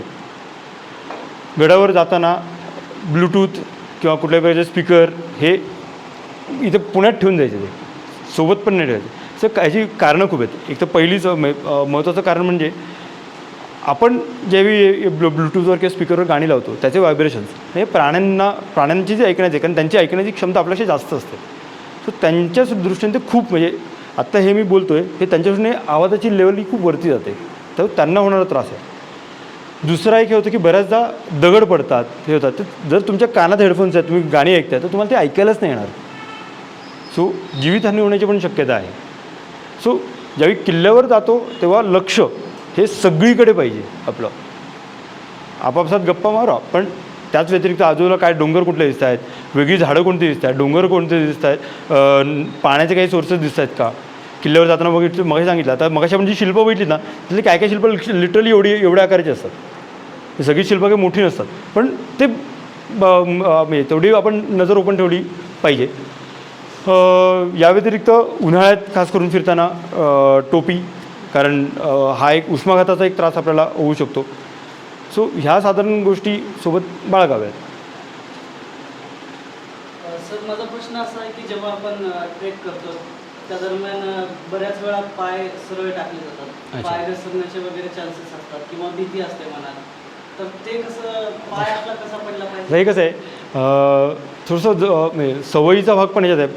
चढताना आपल्याला तसा फार त्रास होत नाही, कारण आपण अगेन्स्ट ग्रॅव्हिटी जातो, गुरुत्वाकर्षणाच्या विरोधात. उतरताना पाय सरळ न ठेवता थोडेसे तिरके ठेवून उतरायचं. म्हणजे त्याचा आता हे काय होतं की समजा पाय सरकला तरी तुम्ही स्वतःला लॉक करू शकता एका पायाने. आणि ही सेम टेक्निक तुम्हाला हिमालयातही वापरली जाते. उतरताना कधी असं न उतरता साईडने खेकडा कसा चालतो त्या टाईपमध्ये उतरायचं. सेफ सगळ्यात उतरायला येतं. पण तरीसुद्धा त्याच्यातही परत अजून बरेच फॅक्टर्स आहेत. स्क्री म्हणतो आपण, म्हणजे घसारा, बारीक दगड असतात. सो तिथे तसंही पाय हे करणं जरा अवघड जातं कधी कधी. सो ते थोडंफार टेक्निकने येतं.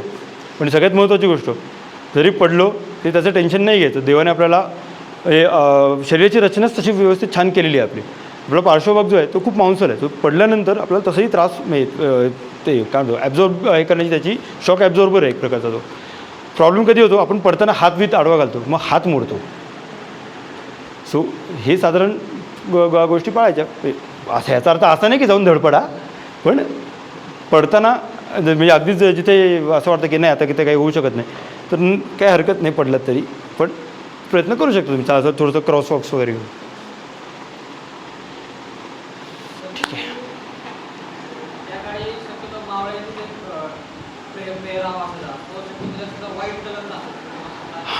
आता हा ना एक खूप मोठा गैरसमज आहे आपल्याकडे, कारण आपल्याला सिनेमामध्ये तसं दाखवला जातो. मराठ्यांकडे जर साधारण बघितलं तर त्या काळात आपल्याकडे तेवढा पैसा नव्हता, अगदी खरं सांगायचं तर. हे मावळातले लोक आहेत ना, सो यांचा वेगळा वेशभूषा किंवा हे घोंगडं धोतर याच पेहरावातले ते. हां, नंतरच्या काळात उत्तर काळात म्हणजे शाहूंच्या काळात वगैरे तेव्हा त्यांच्याकडे युनिफॉर्म असं नाही म्हणणार मी, पण एक प्रकारचे कपडे घालायचे हे आले किंवा प्रॉपर मावळी पगडी वगैरे सरदारांकडे वगैरे असायचे. पण संपूर्ण मावळ्यांकडे सगळ्यांकडेच त्यांना युनिफॉर्म आहे असं नव्हतं. त्यातले बरेचसे हे साधे घोंगडी धोतर याच्यावरही असायचे. आज या सेशनमधून खूप सारी म्हणजे अगदी बारक्यातली बारकी गोष्ट म्हणजे काय बघितलं पाहिजे. आता जेव्हा आम्ही जाऊ किल्ल्यांवरती तेव्हा जास्त अभ्यास आणखी आम्हाला करणं सोपं जाईल आणि बऱ्याचशा गोष्टी किंवा बरीचशी माहिती आम्ही मिळवण्याचा प्रयत्न करू. Thank you so much. खूप छान आजचं सेशन झालं. मी कृतज्ञता व्यक्त करण्यासाठी सीमाताईंना विनंती करतो की त्यांनी इकडे या. खरं तर किल्ले हा आपला खूप जिव्हाळ्याचा विषय आहे आणि आज सरांमुळे आता जेव्हा आपण किल्ल्यावर जाऊ तेव्हा एक गोष्ट असेल की तिथल्या प्रत्येक खास खळग्याला काहीतरी अर्थ आहे आणि नुसतं इथं बाबा काहीतरी दिसतंय असं न बघता इथं नक्की काय असेल आणि हे काय इथं आहे ही दृष्टी आज आपल्याला सरांनी दिली आहे. आणि मला वाटतं की पुढच्या वेळी जेव्हा आपण कुठल्या तरी किल्ल्यावरती फिरायला जाऊ, ट्रेकिंगला जाऊ, त्यावेळी बरीचशी मुलं आमचा आधीच अभ्यास करतील की तिथं जाऊन काय बघायचं आहे आणि कदाचित तेव्हा एखाद वेळी तुम्हाला फोनही येईल की आम्ही ह्या गडावर चाललो आहे आणि तुमचा काय अनुभव आहे किंवा एवढासा वेळ आहे त्या वेळात आम्ही जास्तीत जास्त गोष्टी कशा पाहू शकतो किंवा काय काय पाहता येईल. तर अशा पद्धतीनं तुमचं हे आजचं सेशन खूप मार्गदर्शक असं राहिलेलं आहे सर. आणि सगळ्यात मेन म्हणजे स्वप्नीलदादांनी आज ही माहिती सगळी आपल्याला खूप सोप्या भाषेत सांगितली आहे. म्हणजे आपल्याला समजेल असं आपल्या थोडक्यात आपल्या बोलीभाषेत त्यांनी ही सगळी माहिती सांगितली आहे. सर तुमचं यासाठी खूप खूप खूप धन्यवाद. आणि नवीन दृष्टी आम्हाला दिली किल्ले बघण्याची त्यासाठी पण खूप खूप आम्ही आभारी आहोत. जसं प्रताप सर म्हणाले तुम्ही माई परिवाराचाच एक भाग आहात आणि कायम आपण आता संपर्कात राहूयात आणि हे आपले ऋणानुबंध असेच कायम चालू राहतीलच. सगळ्यांनी खूप छान सेशन एन्जॉय केलं, प्रश्न विचारले. मला वाटतं आत्तापर्यंत जो काय आमचा शिबिराचा भाग चालू आहे त्यात सगळ्यात जास्त प्रश्न आज विचारले गेलेत मुलांकडून. त्यामुळं मुलांमध्ये जी ॲक्च्युली उत्सुकता असतेच आणि राजे आणि किल्ले याबद्दल जी आत्मीयता आहे, प्रेम आहे, त्याचंच हे सगळं उदाहरण होतं. तर आजच्या सेशनला सगळ्यांनी तुम्ही खूप छान शांत बसून प्रतिसाद दिलात, मनापासून ऐकलं त्याबद्दल तुमचेही खूप आभार. पुन्हा एकदा थँक्यू सो मच सर.